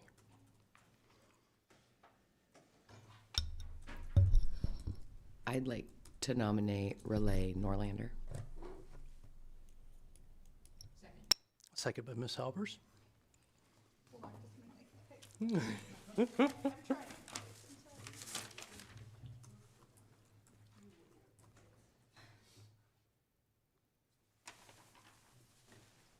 seconded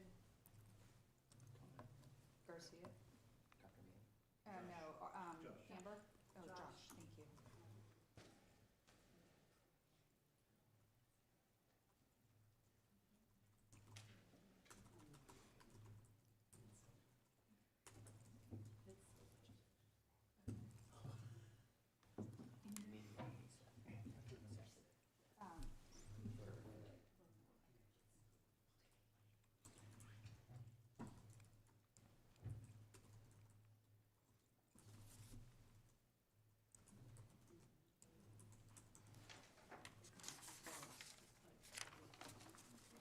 Okay, do we have any more nominations? Okay. Seeing none, now we will cease the the nomination process and move on to a vote. Statute requires that we have a roll call vote where each board member will voice the name of the candidate they are voting for. Ms. Dibber, would you please start the roll? Mr. McFarland, Dr. Mann. Mr. Hawley, Dr. Mann. Mr. Garcia Mendez, Amber Harper. Lisa Albers, sorry. Mr. Barsonas, Mrs. Douglas. Mrs. Wilson.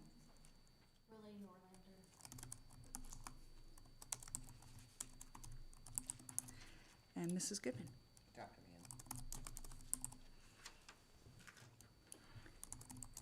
Mann. Dr. Mann won the majority vote. Okay, all righty. We do have a winner, and that individual is Dr. Kent Mann. So we will, at this point, we'll take a motion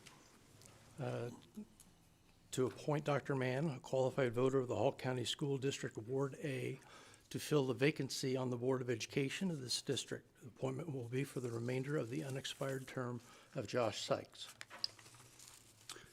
I make a motion to appoint Dr. Kent Mann, a qualified voter of the Hall County School District Ward A, to fill the vacancy on the Board of Education of this district. This appointment will be for the remainder of the unexpired term of Josh Sykes. Second.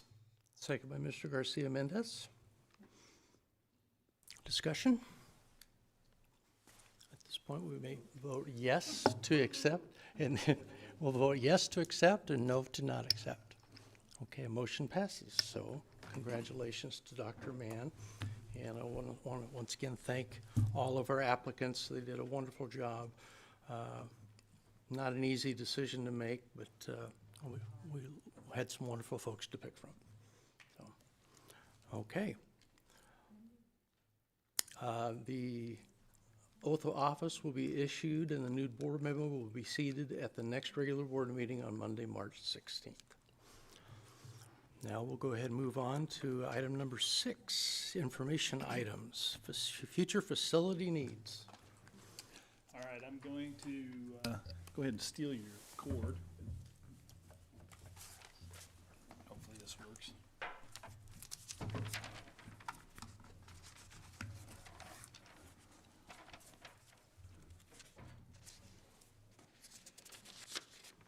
So the Board of Education met last week in retreat to discuss facilities, and out of that retreat came a tentative plan that the board wants to share and discuss further tonight.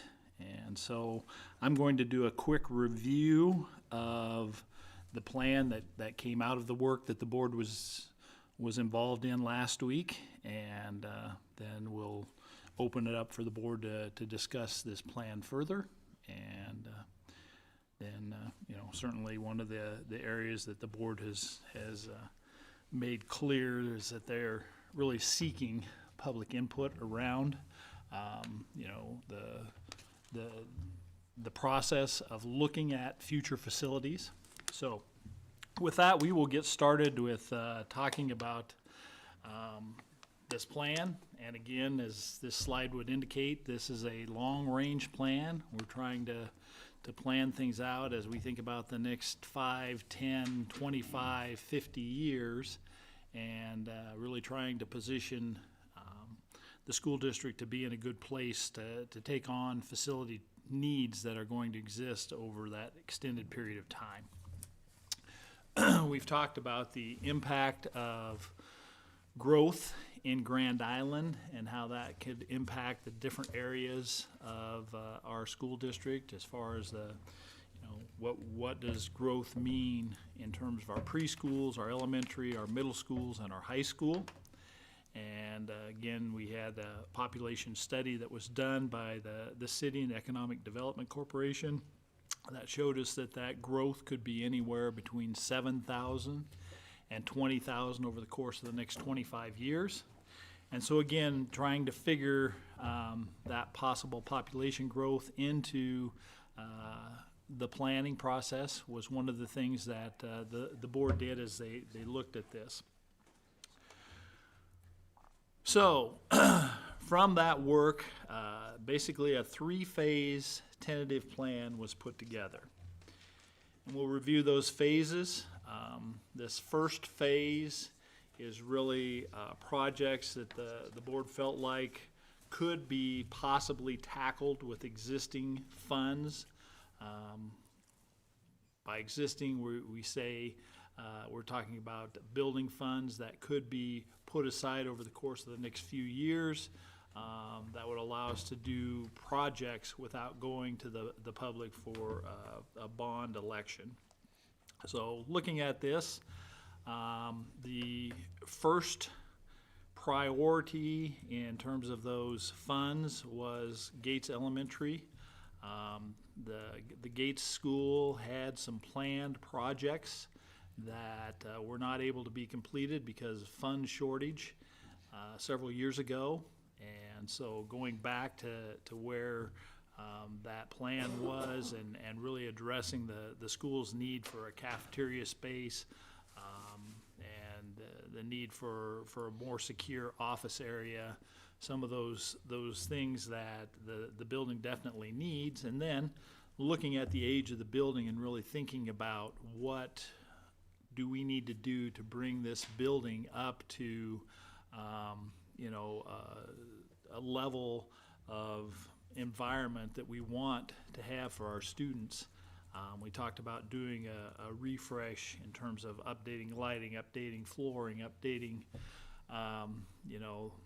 paint and countertops, a number of different things that could be a part of a refresh across the school, and really give Gates the things that would be needed to make it a very functional building for the next 20 to 25 years, which then could figure into some of the other phases.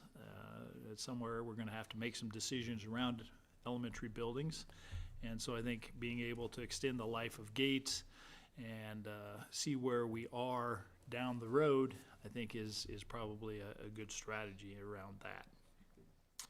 So, thoughts, again, this is a discussion, so we can go through the whole plan and then go back and talk about things, or we can discuss thoughts as we go. So whatever the board's preference is.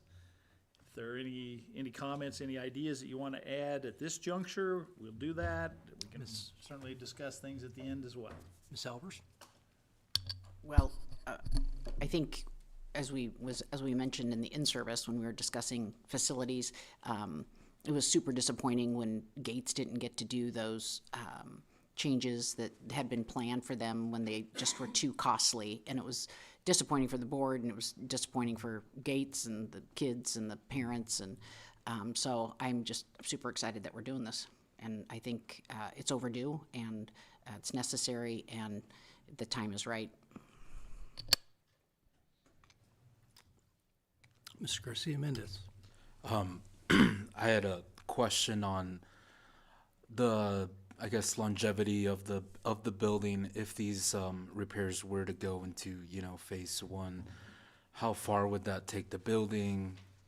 Considering, I know we've had discussions where enrollment has decreased, and I'm just curious how long of a lifespan, I guess, the building would have now with these repairs.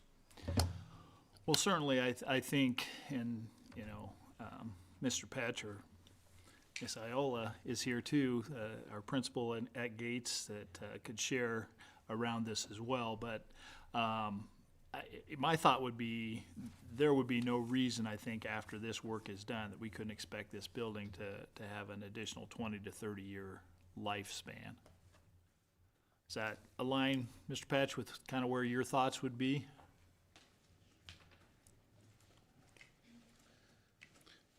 Yes, sir. I think that doing the refresh and then also just bringing the building up to our standard with the cafeteria and kitchen piece that currently we're using the gym for that, and a really small kitchen. That helps that building work a lot better, more efficiently. Structurally, building's sound. It's not going to fall down. We've done some work there over the years, just making sure we're keeping up, but we're at this point that, the question is, do we say it's time to tear it down, or do we do what we're talking about here today? Just kind of doing the math, I'm pretty confident that we can extend the life of this building with this work for at least that 25 year thing. You know, flooring's gonna wear out within 25 years, so, you know, whoever takes over, they can be talking to you guys about that in 25 years from now.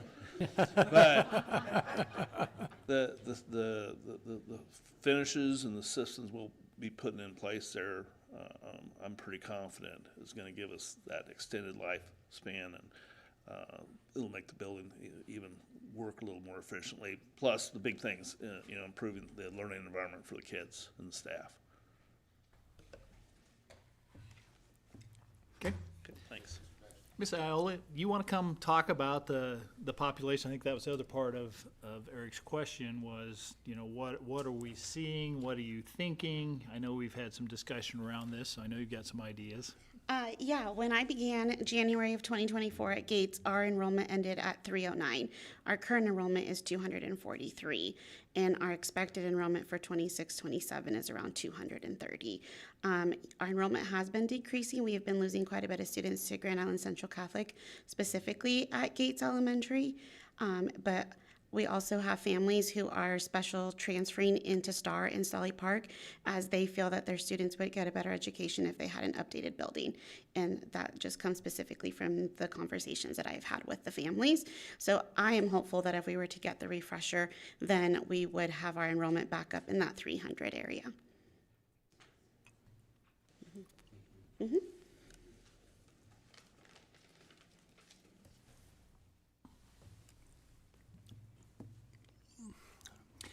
Any other questions around that or thoughts? You know, again, we're looking at this project at around a $5.7 million price tag. So that is something that, you know, and we'll get to the slide that kind of breaks down this phase one. But that's that's the first part of it.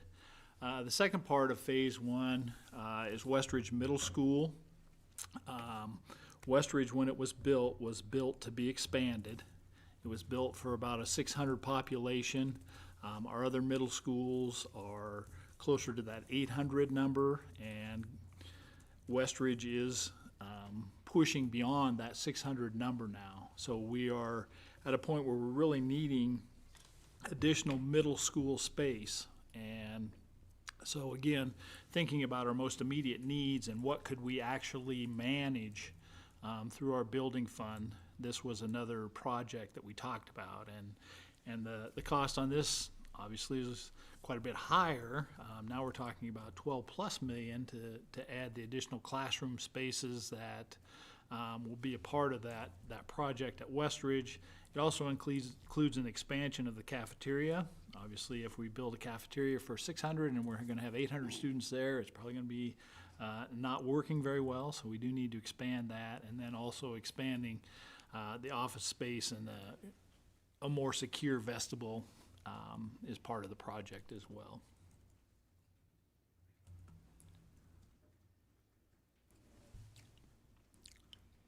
Mr. Fisher, what roughly, do you have a ballpark idea of how many more students this refresher would add?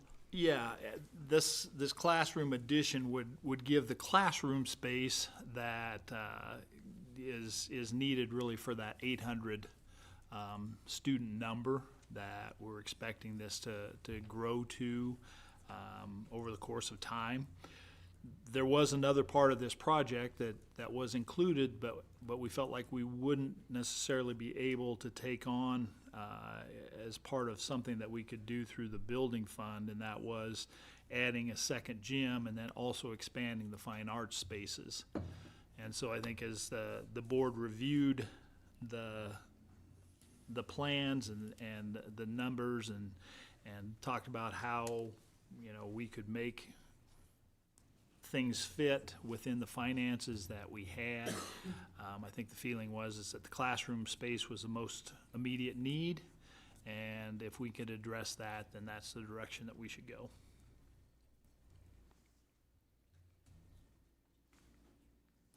See no further questions. All right, then the other area that we had talked about as being a feasible piece that could be part of this phase one that would be done with building fund dollars was adding a second gym at Walnut. Walnut is currently our largest middle school. When the bar reconfiguration was done a number of years ago, a second gym was added at bar, and I think with 800 student middle schools, there's certainly a need for a second gymnasium, just for the classroom instruction part of it, as well as all of the programming that's done outside of the school day. So adding that piece to Walnut really would make Walnut complete. You know, I think when we think about bar and the work that was done in bar, I think when we look at bar right now, it's 100% where it needs to be. Adding the second gym at Walnut would get Walnut to 100% where it needs to be. And then when you think about Westridge, we get the classrooms that we need there. Then somewhere down the road, you're going to need to add that additional gym and that fine arts space to probably make it 100% where it needs to be to take on that 800 student capacity.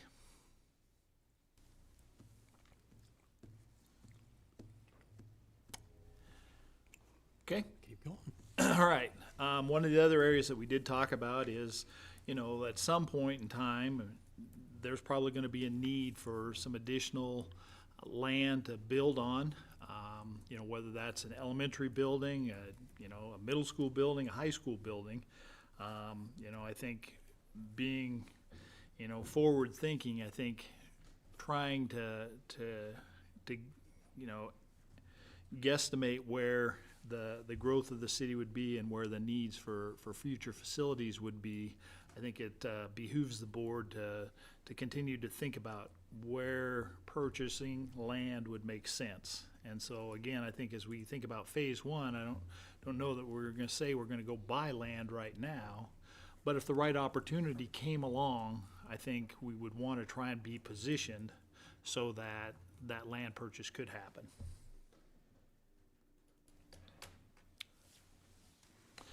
Okay. So then, you know, as the board discussed those parts of phase one and looked at the costs associated there, ultimately the total cost was around $22 million.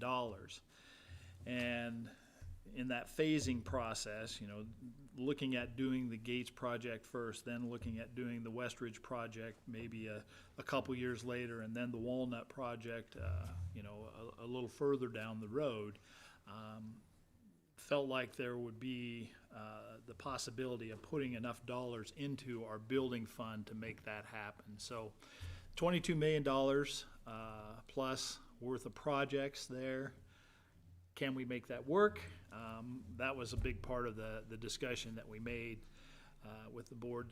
And so with help of Mr. Harden and looking at where we're at currently with a balance of about $2.5 million in our building fund, and then knowing that the decision was made in this budget year to add 14 cents to our building fund, which would generate about $7 million. And then looking at knowing that we're going to have some financial constraints in this coming year.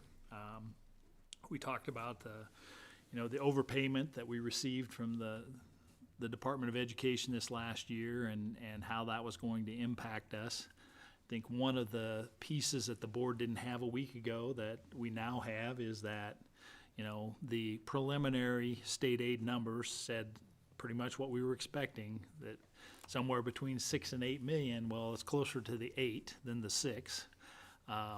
So we know that we're going to be short on funding next year as far as the dollars that we have coming from the state. And so fortunately, because the 14 cents was put into the building fund last year, we're going to be able to shift levy from the building fund to the general fund. So without dramatically increasing our levy, we should be able to offset that loss in state funding. And again, you know, part of the plan is certainly to be very cognizant of our taxpayers. And I think that's really this phase one, being able to do something through our building fund rather than borrowing the money and having to pay finance costs on that money is certainly a key component of what the board discussed wanting to be able to do. So ultimately, you look at that 14 cents plus what we have now, and then if we can maintain a 6 cent building fund levy that puts about $3 million into our building fund each year, that gets us in the course of the next several years up to $24+ million, which would pay for those projects that were identified in phase one. So questions about the costs and the funding piece. That note that's down there at the bottom, tax anticipation note, TANs, are a short-term finance piece that could be used. It wouldn't necessarily have to be used, but that is an option where, in effect, you're basically saying, we know these tax dollars are coming in, we're going to finance for a couple years against those tax dollars. It's usually at a very low rate, and it would allow you to move the project a little bit quicker. And again, that makes sense too, because if you think about, paying a 2, a 3, or a 4 cent finance cost on a project and getting it done now, as opposed to, and doing that for a couple years where you're paying the finance cost, or putting off the project for a couple years and knowing that construction costs are probably going to increase by 7 to 10% each year, then sometimes it makes sense to go ahead and borrow that money and get the project done now. Mr. Garcia Mendez.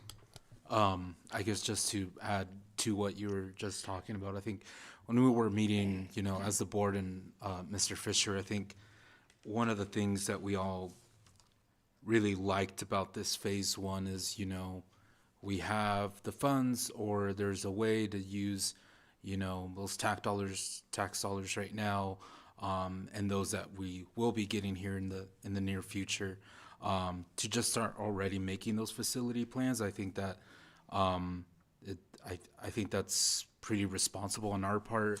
From funding side, I think taxpayers have a certain obligation to them, right? And also to our students and staff. I think like what Lisa were mentioning about GATES, I think it's super important, and appreciate that we put that into this phase one, and also just using the resources that we have right now and will be getting in the near future.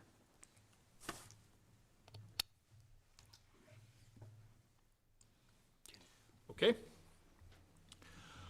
As far as the timeline on phase one, and this is a pretty aggressive timeline, but part of the reason we could talk about doing the GATES project and getting it underway as early as the fall of 2026, we already have plans in place. Designs were already developed because that was a project that was going to happen. So we don't have to go back and go through the design phase. It's already done.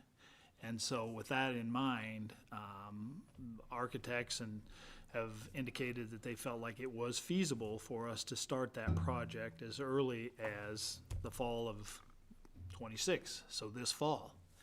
And we will have the dollars that we would need with the 2.5 that we already have, plus the 7 million that we will be collecting over the course of this year. We would have the funding in place to go ahead and move forward with that project. So that again, it's an aggressive timeline, but again, the sooner we get it done, the less it's going to cost us, and the sooner our students and staff will benefit from having it done. Then spring of 28 as a possible start timeline for the Westridge expansion. Again, as the board talked about this, they felt like if we could get GATES going in fall of 26, and then wait until the spring of 28 to really begin that Westridge expansion, that's probably a place where, depending on how fast that process would move, that might be an area where the TANs could be used to keep that project moving quicker than the dollars might be coming in. But knowing that within the 2 years that those TANs would be called, the dollars would be there. And then finally, waiting another year then, and then getting that Walnut Gym project underway. And again, when you think about getting it underway, that's not saying that it's gonna be ready for use. It's gonna take some time for any of these projects to happen. And then as far as the land purchase, that could happen at any time. Again, that's more a matter of keeping our eyes and ears open to know that maybe there was an opportunity to purchase something in an area that we felt like was important for us to purchase.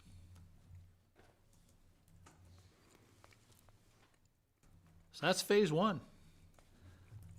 Again, I think the board did a really good job of thinking about how can we address needs that we have right now, and also position the district for addressing other needs that we know are coming.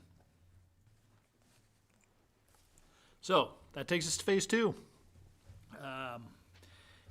Exploring ideas for growth, and then where is that going to fit with what future bonds we might need to work with our public on. So phase two of the Westridge project, again, we talked about that as far as adding the second gym, and then also adding space for the fine arts. And again, there are fine arts spaces at Westridge right now, but I think orchestra is a great example. At the time that Westridge was open and we had the room that we have for the orchestra now, I think there were 15 in orchestra. Now we have over 60. So the space needs are significantly different, and that's something that we're seeing, everywhere as the number of students at Westridge is expanded. All of the programs are expanding, and so all of the space needed for programs is expanding as well. So that's what this second phase with Westridge would include. The original cost that we had for doing all of these at one time was $22.8 million. We talked about doing the $12.4 million, which would leave us a little over $10 million left to do. Of course, we're talking about something that's 5, 6, 7 years down the road before we would get to this. And so that $10 million is certainly going to go up annually. And so more like $12 million is probably, and it could be 12 to 15 million. But using 12 as an estimate of where we might be when that project would get underway. Questions on that? Okay. A new Greenfield Elementary. Now, Greenfield is not the name. I had this question come up when I was presenting. Where did you come up with that Greenfield name? Well, that is not the name that we would name the elementary. That is a architect terminology for building something where there has been nothing before. So, new Greenfield Elementary. So, if Grand Island grew and there was a need to put in a new elementary, this is what that potentially would look like. Right now, the cost that we would have for that, a little over $32.5 million. And again, if we're looking at doing this, 5 to 10 years down the road, then I think we probably should be thinking at least $35 million. And again, that was part of the board's discussion is, what do we think these things, could cost us at the point in time that we're doing those. And so again, we tried to bump that up to where we thought it could potentially be. Questions around that?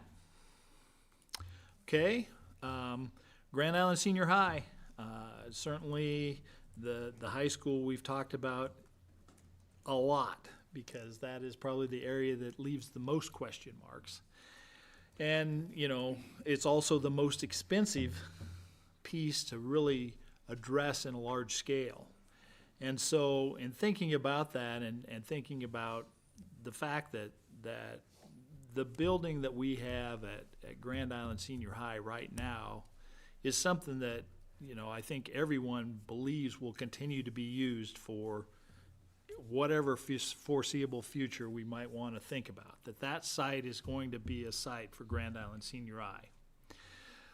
So in thinking about that and trying to think about, well, wherever we end up whenever it is down the road, with high school facilities, there's going to continue to be a need to replace, add space at the existing high school. And so when you look at the far left-hand side of the diagram that's there, that's the part of the building that was done in 1990. And so I think as we think about adding on, although the spaces originally that we had talked about weren't necessarily connected to that space, I think one of the things that was discussed was we need to really make sure that we're tying whatever we do into the newest parts, because we also have parts that are 70 years old. And so we have to think about, at some point in time, we want to make sure that what we're going to continue to use is tied with the newest pieces that we have. And so again, just thinking about some of the needs, we've got needs right now. We've been discussing, an expansion of the counseling space, the social worker space, the area that we have our medical clinic. They've been needing space for a long time, and so continuing to talk about how can we expand that space. Certainly we did a major renovation of the auditorium not too many years ago, but there's still a need for some additional dressing space there. So trying to think about what things do we need to address at the high school, and yet how can we tie those to keep the building in the best future use structure that we can come up with. Now sadly, the auditorium and the newest part are not tied together. That would be handy if they were right next to each other, but that's not the case. But I think as we think about it, I think both that new area and the auditorium are areas that we'd foresee using into whatever future that we wanted to look at. But again, thinking about trying to address some of the needs that exist there now, and again, prepare that building for future use. We looked at about a $15 million cost in this phase 2. So again, trying to address some of our needs at the high school, not knowing yet exactly what the long-range plan for Grand Island is with high school or high schools. So when you start looking at those 2031, so 5 to 10 years, what are those costs going to look like? Building out Westridge at $12 million, the addition to Gish at $15 million. One of the other areas that we've talked about, as a need in that high school area is really, some kind of a field house to accommodate some of our ever-expanding activities. That new elementary at $35 million, and then you start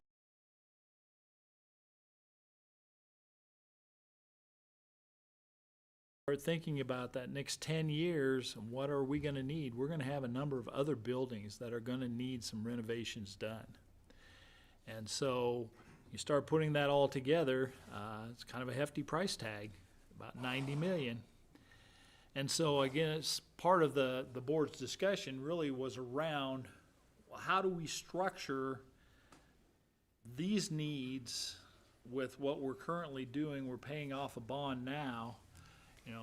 We can't go to our taxpayers and expect to have a big jump in the bond levy and have them embrace that.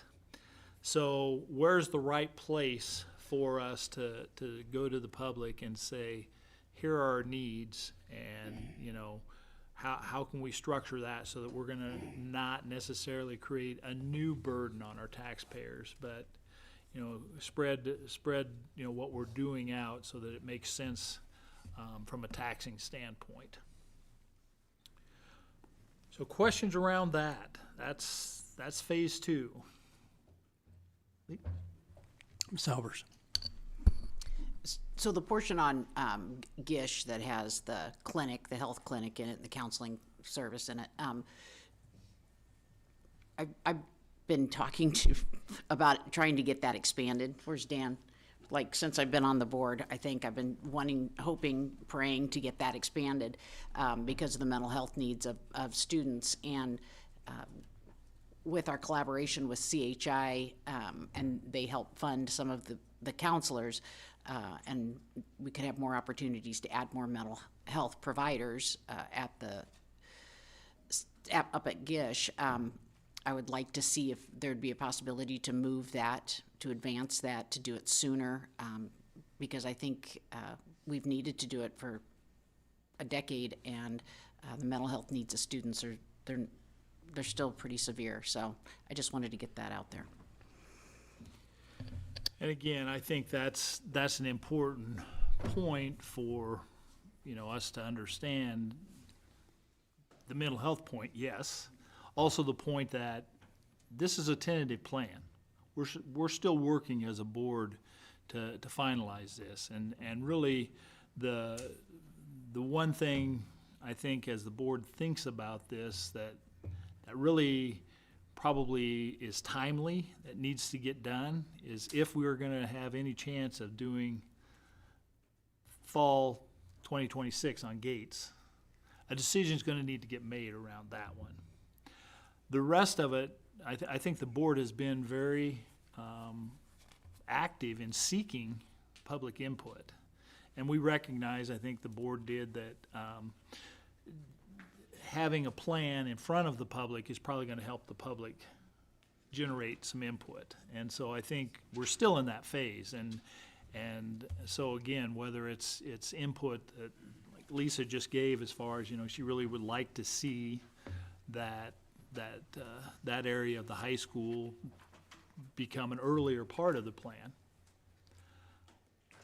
I think the board's still discussing those ideas, and I think the board still very much wants the public's input on those.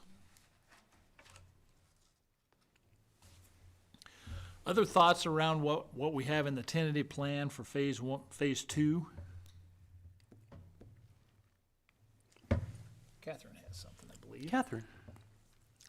I'm just wondering where we wanted to put the field house in the stadium area, like where that would be located. There's probably different places that it could be located.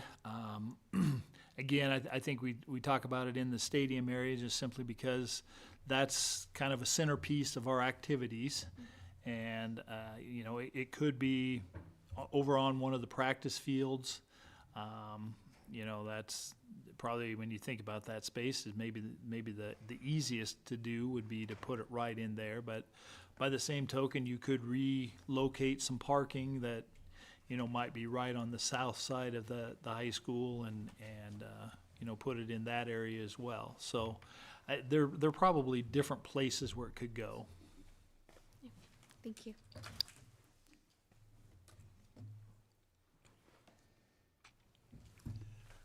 Okay, moving right along, phase 3. So now we're thinking, the 15 to 20 years out. Certainly could be beyond 15 to 20 years when you start moving down the road and trying to figure out how to structure finances. It could be further out, but again, I think you have to start thinking about doing something and putting a timeline on it, or it's pretty easy to just keep kicking it down the road and say, well, we're going to wait another 5 years before we get into that. So I think if you at least have some timelines in front of you, and again, as Dan said, you guys on the board, you can make these decisions down the road. Dan and I aren't going to be here. Virgil might be. But again, I think that's been the board's purpose all along in this long-term discussion, was really to set the stage and really try and position the district for future boards and future administrations to be in a place where they could address the needs that we all can see coming. So that's phase 3, is really looking at what 15 to 20 years out, what are some things that we really need to be thinking about? Obviously some kind of structure that's probably going to include a second high school building. Now, is that a full second high school? Well, that could be one possibility. Is it, doing something, I think as the board discussed the the feasibility of doing a renovation of the principal building or doing a total tear down of the principal building and using that site. I think from a financial standpoint, I think when we talked about it, I think most of the board felt like probably if something was going to get done, as far as a more permanent and more costly utilization of that building, that it probably made more sense to tear it down and start from scratch rather than using a relatively older building that is going to have a limited life expectancy. But the site's good, so there's definitely some value. And, I think one of the other things that we really talked quite a bit about was that there's a lot of utilization of that principal building currently that it would be very costly for us to move away from. That right now, it is low-cost space that we have that we're utilizing. So there's certainly value in that. But a second high school building is something that is in the future somewhere. Again, I don't think anyone was ready to say that the right thing is to have a full second high school, or whether it's to take the CPI building and build it out into more of a technical type high school. There's a lot of different ideas that are out there. And again, when we think about community input, this is going to be an area that we definitely need to find out what our community wants. We're going to have a need to continue to renovate other buildings and then, just other potential projects. One of the scenarios that if we grow 20,000 in the next 25 years, we're probably looking at multiple elementary buildings as opposed to the one that we had in phase 2. So we're probably looking at maybe a potential of another $35 million elementary building as part of this phase. But again, when you start putting all that together, we're at 175 million. And that's hopefully addressing all the needs at that point in time, but we don't know that because what the renovation needs are going to be, what the costs for buildings is going to be when you start looking 15 to 20 years down the road. Chances are the cost is not going down. Questions, thoughts around that part? I do.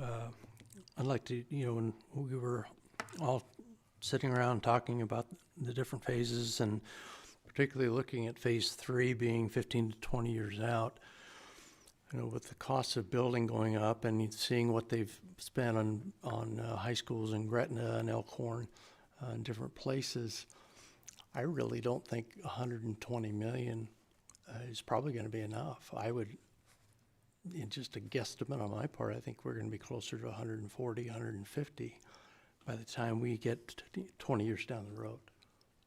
And I want to thank the board for, it's a difficult topic to talk about new high school, I know that, but it's important that we have been talking about it, and I think we need to be more aware of our timeline in terms of what the future cost will actually be. Sadly, you're probably right. Depending on how far it gets pushed down. If it's 15 years, if it's 20 years, if it ends up being 25 years, 120 million is probably not going to build it. Again, we don't know exactly what it is, but we do know we're probably, if we're 2,700 students at the high school now, and the high side of that 25-year projection brought another 1,000 students to the high school. Is that going to be feasible to continue to do what we're doing with an additional 1,000 students? Probably not.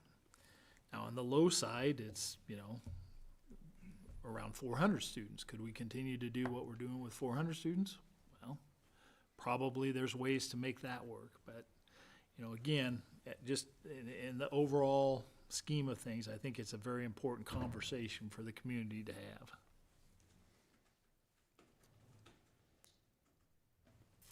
Carlos. Yeah, I don't know that I'll be, I was just thinking Virgil might be here. I don't know if I'll be here, but I just thinking, I like the conversation that we're having.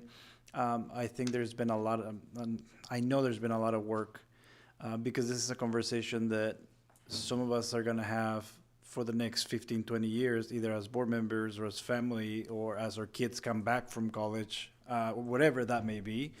And it's a conversation that we need to continue to have with our community. And I think, it's happened to me as a parent when my kids were in middle or elementary school. I didn't see much of the middle school or the high school, right? Then when my kids are in middle school, now I don't see much of what's happening at the middle school level. And I think as we're having these conversations, it's important that if I'm a parent of high school age kids, I might not be aware of what's happening at the other levels, at the other buildings, but there's a lot going on. And I remember when we passed the last bond and we were having the conversation of, well, what happens if it fails? Being on the board, we just remember having the conversation of, we will continue to educate our kids, which I think that's the grit that we have. But do we really want to continue to educate our kids when we have building needs? So it's going to be a conversation that we need to continue to have. I think this really sets a good starting point, and also here's what the next phase could look like. And it's a live document where I'm not sure if Grand Island is gonna how fast, we don't know, but I think this is a very good work of, let's start with what we think we can accomplish, that we can be responsible for, be good steward of our finances or education of our families. But it is I hate to see it as this is a GIPS conversation. Well, we're going to take care of our GIPS family, but we are a Grand Island a vital part of the community. So as people watch this or they see decisions being made, the mic is open to continue to have conversations, because there's many variables. So thank you for all the board members for the questions, for staff making us really think and poke holes at our ideas and the ideas and what's at the table. We'll continue to have this conversation.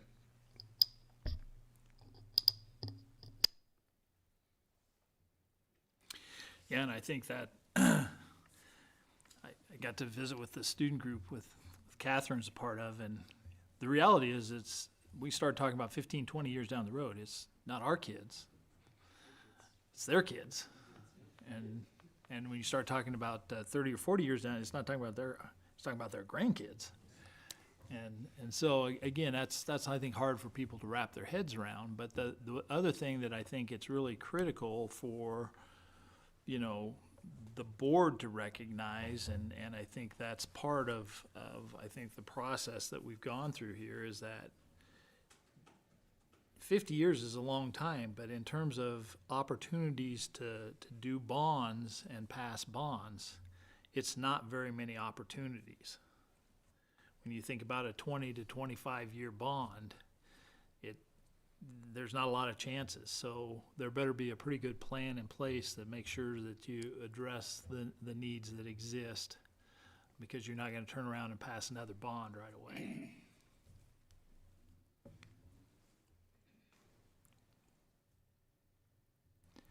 Other questions? I think that's the recap. Here it is. Here, we can put it all together. Okay, there it is. In one fell swoop, there's phase 1, phase 2, phase 3, as they exist right now.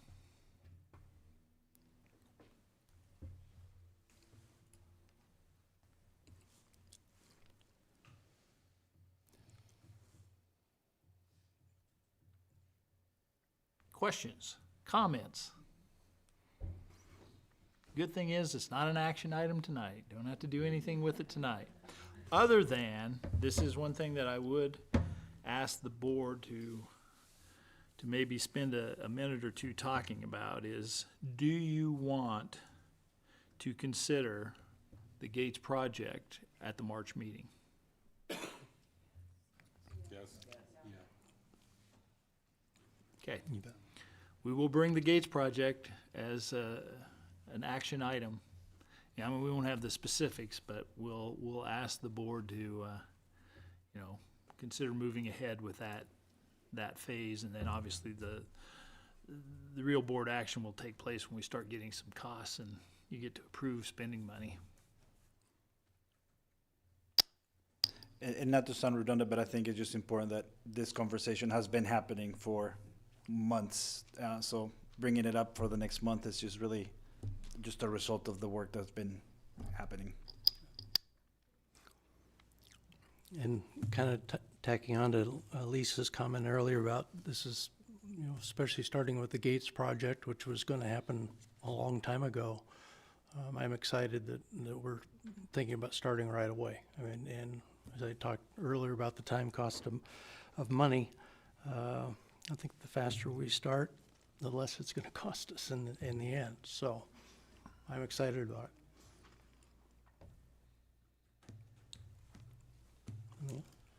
Okay, I believe that concludes that piece. Okay. Well, thank you, Mr. Fisher, for the presentation. Oops. Okay, item number 6.2, approve co-op agreement with GICC for a unified track. Mr. Matt Fisher.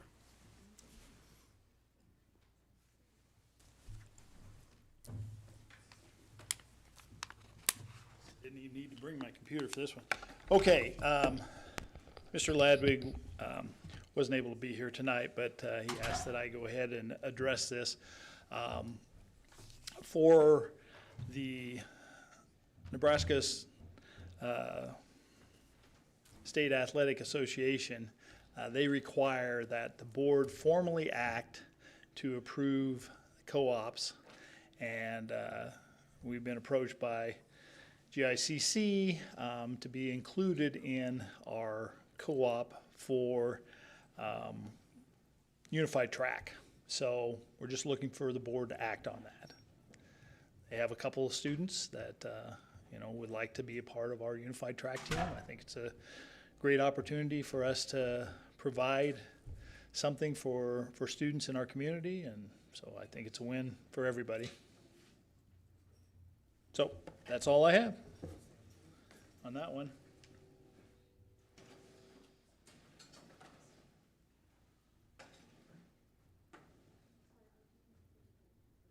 Okay. So you're saying I should talk longer? Yeah, keep talking. I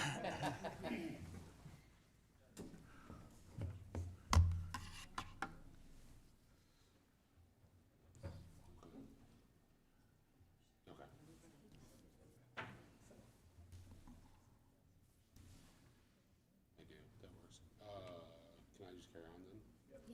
So much. Yeah. Agenda item 6.3, 2026-27 staffing plan, Dr. Kohler.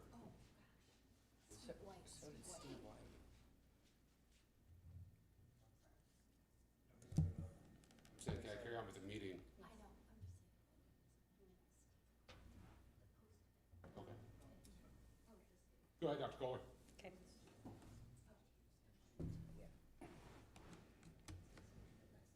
Hello, I am here to present the 26-27 staffing plan. I'm going to talk a little bit about the process first. In December, the beginning of December, I send a Google form out to all the principals, and they submit their staffing request. And then I gather all of those requests and I take them to the district leadership team about the middle of January. And the district leadership team then really prioritizes based on needs and looks at available funds or lack of available funds, as Mr. Fisher talked about earlier. And then we communicate back with the principals about where those greatest needs are and where we have decided to place those FTEs.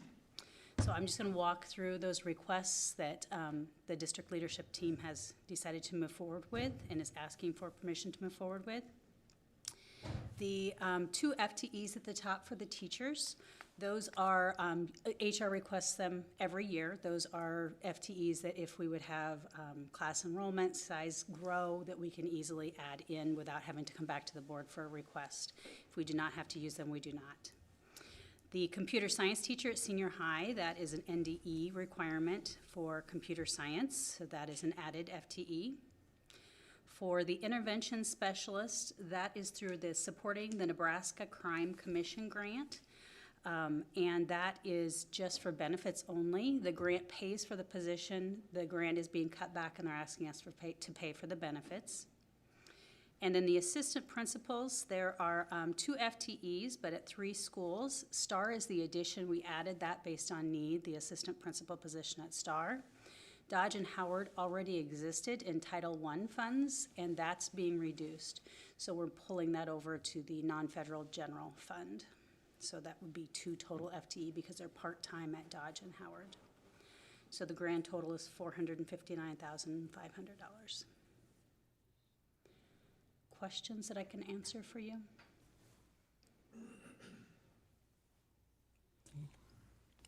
Seeing none? Thank you, Dr. Kohler. All right. Item number 6.4, Phase 2 camera upgrades. Mr. Dan Petch. Thank you. A lot of discussion about phases tonight. So this is our continuation for our camera upgrade.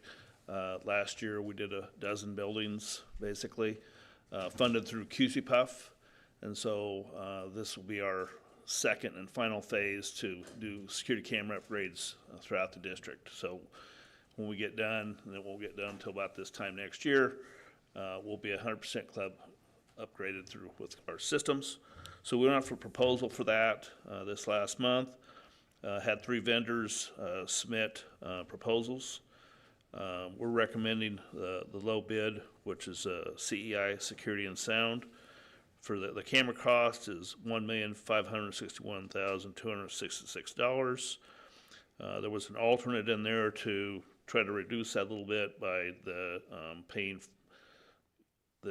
These cameras come with a license, and so it ranges from, right now the base bid's for 5 years. This would cut back just to 3 years. We did not feel that there was such an advantage in the cost reduction that it was really worth that. That's why we're still maintaining that we should go with that full 5-year agreement for these cameras. Also, vape detection goes along with those.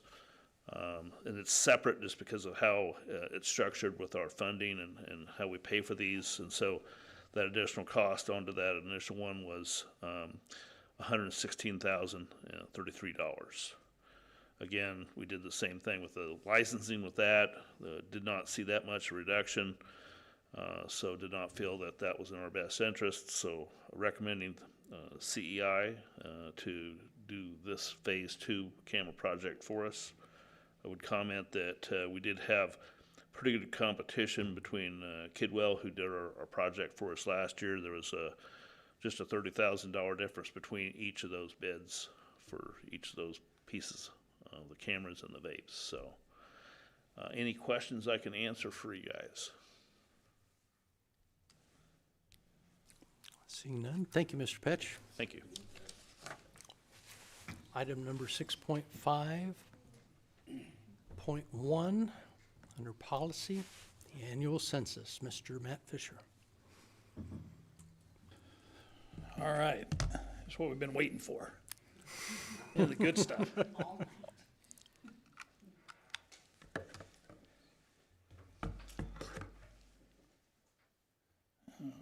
Why'd that get real small on me all of a sudden? Yeah, we'll make it bigger.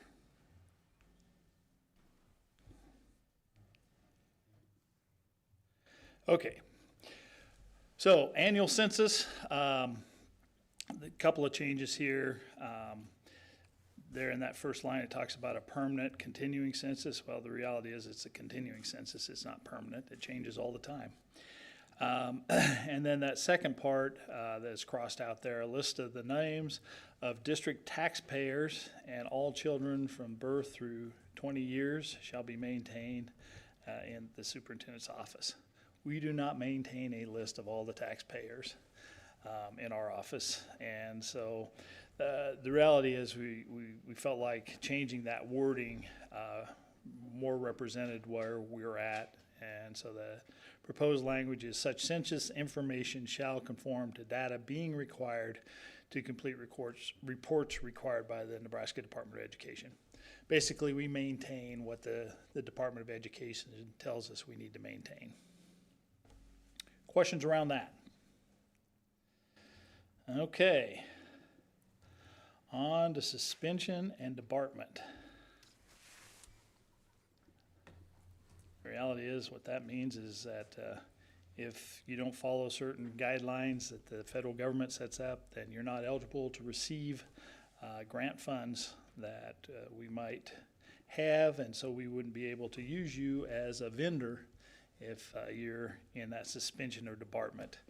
And had Mr. Harden review this, he felt like it was going to be simpler to just change and make sure that the policy that we put in place aligned the current guidelines from the federal government. And so that's what has been done, is the existing policy was struck and a new policy was put in place that matches the language that's in the current federal guidelines. Some good language too, if you want to read it, you know. All right, any questions around that one? Okay, elementary certified staff, preparation time. The GIEA felt like this was actually guidelines that didn't necessarily just apply to elementary. And so worked with Dr. Kohler to revise this so that the language basically included all of our certified people under this policy rather than just elementary. So, in effect, all the places that used to say elementary, it now says language that would include all of our certified employees. Okay, questions around that? All right, certified staff leave, bereavement. Again, the GIEA had worked with Dr. Kohler to, we've actually, the last several years, we've put a leave bank in place that allows for sharing of leave. People can donate days to the leave bank, and then when we have someone who's got a long-term situation where they don't necessarily have the sick leave that they need, they're able to access that bank and get days there. That's not something that we had in policy or in the negotiated agreement, and it's something that I think has been beneficial for the district and for our employees, and so the request was made by the GIA that we put this into policy. And so that is what that language in part 3, that is the red, would be adding that to this existing policy. Any questions on that one? Okay. Academic freedom. This is just a policy that we had, that it was time that it was renewed and reviewed. And again, as Dr. Kohler did some research around this as far as the language that was in other school districts, and so we basically modified some of the language that was here to really align more with current language that's being used in policies. This actually goes back quite a few years when it was last reviewed. So, any questions around anything in terms of the changes in the language there? The intent of the policy is not changed, it's just some of the language is changed. Okay, school calendar, student attendance records, and return to learn from cancer. There are no significant changes in any of those. The board's had those to review ahead of time. Again, I think there's maybe a "the" struck here or there, but otherwise there's no real changes in those. They're just a review. So unless the board wants to look at them, we can move on. I think we're good. On we go. Go on to action items. Item number 7.1, approve co-op agreement with GICC for unified track. At this time, I would entertain a motion. I make a motion to approve the co-op agreement with GICC for Unified Track as presented. Second by Ms. Wilson. Discussion? Seeing none, you may proceed to a vote. Motion passes.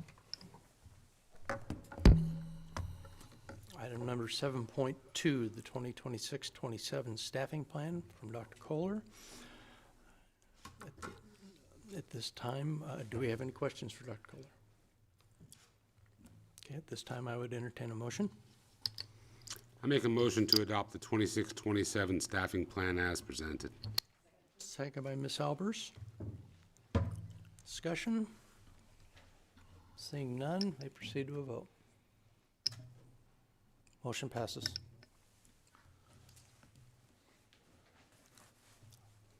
Item number 7.3, Phase 2 camera upgrades. Mr. Dan Petch. Any questions for Mr. Petch? Questions? If not, I would entertain a motion at this time. I make a motion to approve the Phase 2 camera upgrades as presented. Second. Second by Mr. Garcia Mendez. Discussion? Seeing none, may proceed to a vote. Motion passes. Item number 7.4, approval of contract with ESU number 10 for special education services. All right, this is on there just as action. It hasn't been on as an information, but the reason for that is it's just a renewal of the contract that we have every year. But the ESU does require formal action by the board to do that. So I guess if there are any questions, we can answer those. Otherwise, they're just looking for formal action to approve the contract that we have with them every year. Seeing no questions, I would entertain a motion. I make a motion to approve the contract between Educational Service Unit number 10 for special education and cooperative services for the 26-27 school year. Second by Ms. Wilson. Discussion? Seeing none, may proceed to a vote. Motion passes. Okay, on to reports. Item 8.1, Grand Island Public Schools Foundation Report. Ms. Lisa Albers. With scholarship applications closed as of February 5th, the foundation is utilizing user-friendly web data to streamline the selection process.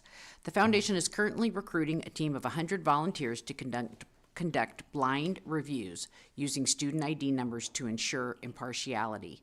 Training begins the last week of February. Any school board members interested in volunteering for the review committee should contact the GIPS Foundation.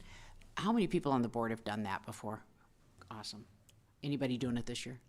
Awesome. That's great. It's a wonderful experience. The foundation is also gearing up for the 2026 annual staff and board giving campaign. Kickoff will be on March 30th, 2026. We have set some amazing goals for the 2026 campaign. The staff giving campaign has consistently surpassed all expectations. Our GIPS staff and board remain leaders in participation levels across Nebraska. Dr. Tom and Lynn Werner will serve as our 2026 campaign chairs. Other action items on the foundation board's agendas this month: seeking approval for the 2026 Scholarship Offer Award Plan and the slate of volunteer reviewers. The GIPS Foundation staff completed their annual planning session on January 27, 2026, and the resulting report will be presented at the Foundation Board for review. The 2025 Impact Report has been published to the Foundation website, detailing the year's success in supporting GIPS students. This report is posted on our website. That concludes my report. Thank you, Ms. Albers. Next up, item number 8.2, Student Representative Report. Catherine. Good evening, everybody. I would like to present the highlights of the winter sports activities and events. So to begin with, the girls bowling team earned their first Class A state championship title in school history. Boys bowling also demonstrated their hard work throughout the season by earning Class A state runner-up. In wrestling, the girls team finished as District A4 runner-up with 8 athletes qualifying for the state tournament. The boys wrestling team secured third place at the state duels championship and completed their duel season with an undefeated 11-0 record. At the recent meet in Lexington, the Islanders celebrated 22 medalists. The boys and co-ed teams were champions, and the girls team secured third place for their overall performance. Having lifter Junior Richard Bandera was named the boys lifter of the meet, and senior McKenna Masonic was honored as girls lifter of the meet. The dance team hosted a Disney-themed dance camp for children from pre-K through 5th grade.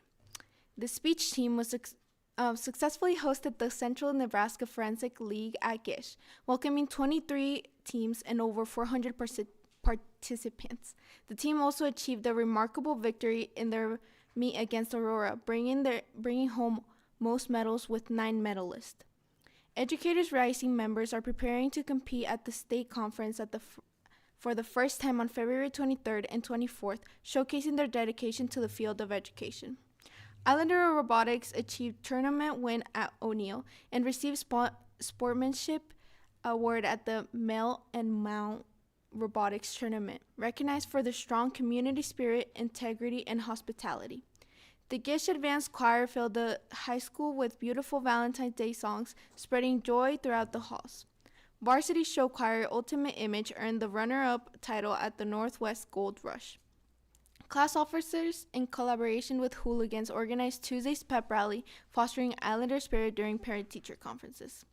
Skills USA Week showcased student talent and promoted skill trades throughout Spirit Week activities and held a community pancake feed during the boys varsity basketball game. National Honor Society inductees Surrey, Yvette, and Jasenia launched the Fem Power After School Club at Lincoln Elementary as their service project, inspiring and empowering future generations. Lastly, the Student Council will be delivering flowers and cards to nursing homes this Valentine's Day, sharing love and cheer with residents. Moving on to the events around GIPS, Westchurch Middle School Show Choir Encore received the Gold Award, one of only 2 schools to achieve this honor at the Nebraska Choral Director Associates Show Choir Festival. Newell Elementary recognizes students who exemplify responsibility, respect, and safety with the Golden Ticket Award. The Sign and Shield ceremony honors the Golden Ticket winner by allowing them to sign their name on the school shield. Barr Middle School singers received statewide recognition with 8th grader Lily Berg, selected to the Singing Youth Nebraska Honored Choir. Additionally, 8 Bulldog singers will volunteer to perform at the Sing Around Nebraska Festival. Lastly, Lincoln Elementary hosted a Valentine's Day dance, creating a memorable celebration for students and families. I would like to thank Michaela Soundy for working tirelessly to provide significant opportunities for our students. While our academies equipped them with knowledge to explore their pathway, Michaela Soundy has been instrumental in creating opportunities that bridge education with workforce experience. As the leader of the internship program, Ms. Soundy enables students to build network while gaining paid experience, connecting our communities and schools to foster student development. She also coordinates the upcoming Junior Internship Day opportunity and the Skills USA competition. Ms. Soundy's behind-the-scenes efforts ensure that our students receive valuable professional development opportunities. Thank you for listening to my report. All right, thank you, Catherine. Appreciate it very much. 8.3, Superintendent Report. Okay, just to build on Catherine's report on the state bowling, I can add some individual results from today. And again, congratulations to both girls and boys teams on winning a championship and a runner-up. Certainly a great showing. Today, they had the individual bowling and the boys bowl this morning. Eric Stuklik placed 6th. And then this afternoon, we had the girls, and in the semifinals, it came down to 2 of our girls competing against each other because we qualified all 5 of our girls, which is the first time that that's ever happened in the NSAA bowling annals. And so those two came up against each other. Kaylee prevailed, and then she ended up finishing second in the tournament. And Bailey, I'm sure, probably placed, but I didn't see before we came to the meet what she ended up at. Today we did our reunification drill.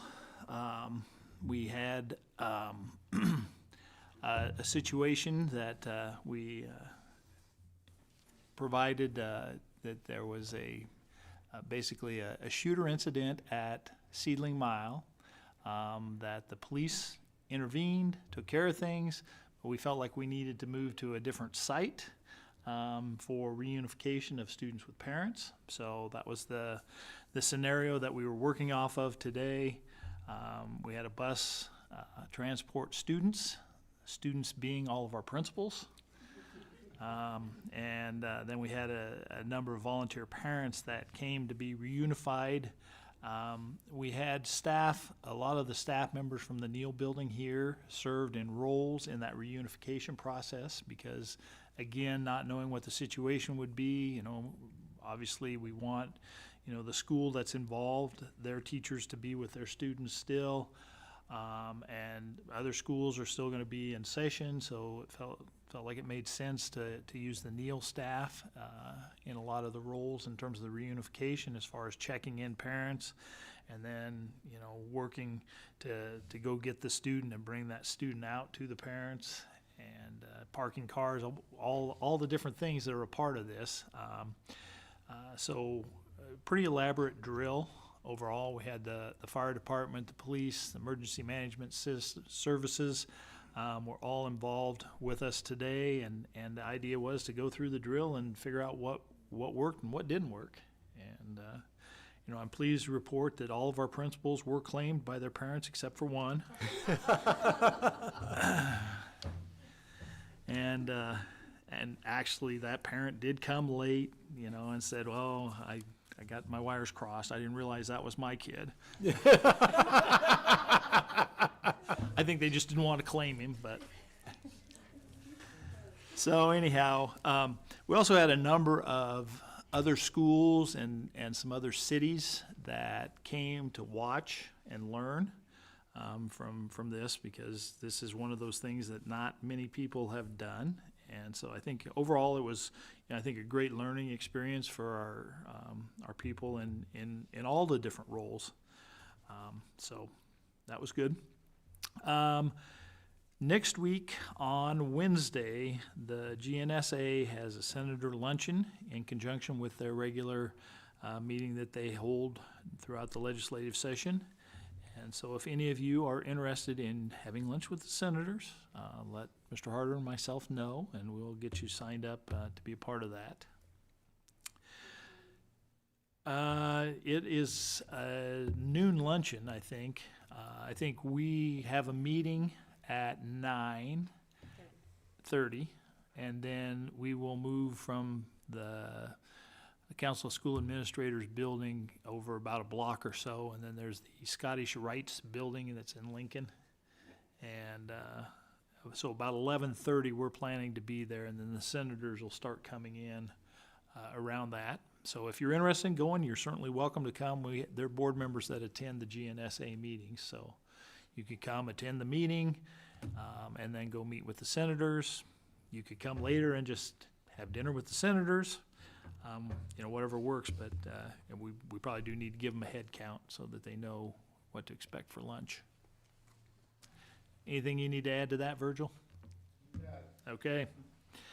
The other thing I wanted to mention, and Catherine mentioned the robotics contest, but we are hosting our robotics contest this Saturday. So Clash on the Platte is taking place pretty much throughout the day on Saturday. So if you've always wondered what a robotics competition is like, and they are really amazing how they get these robots to do the things that they do. They all are trying to, it's a contest.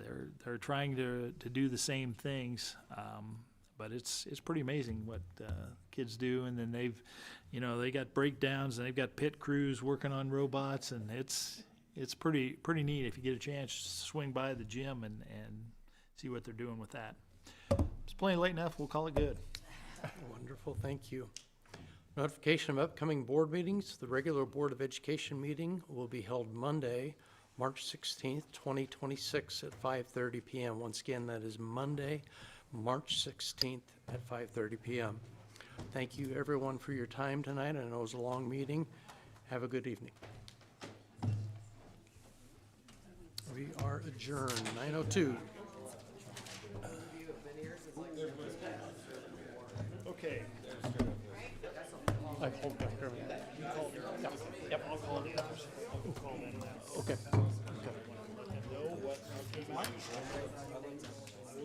Okay, thank you. Yeah. Thanks for your work on that. Oh, yeah. All lined up. Good. Pretty good job of running that. Well, thank you. I had a lot of notes, and I was all ready for a tie. Are you still good to Yep. record a quick soundbite? You betcha, you bet. No rush. I'm gonna go get my tripod and my microphone. Okay. So I'm gonna come back. I got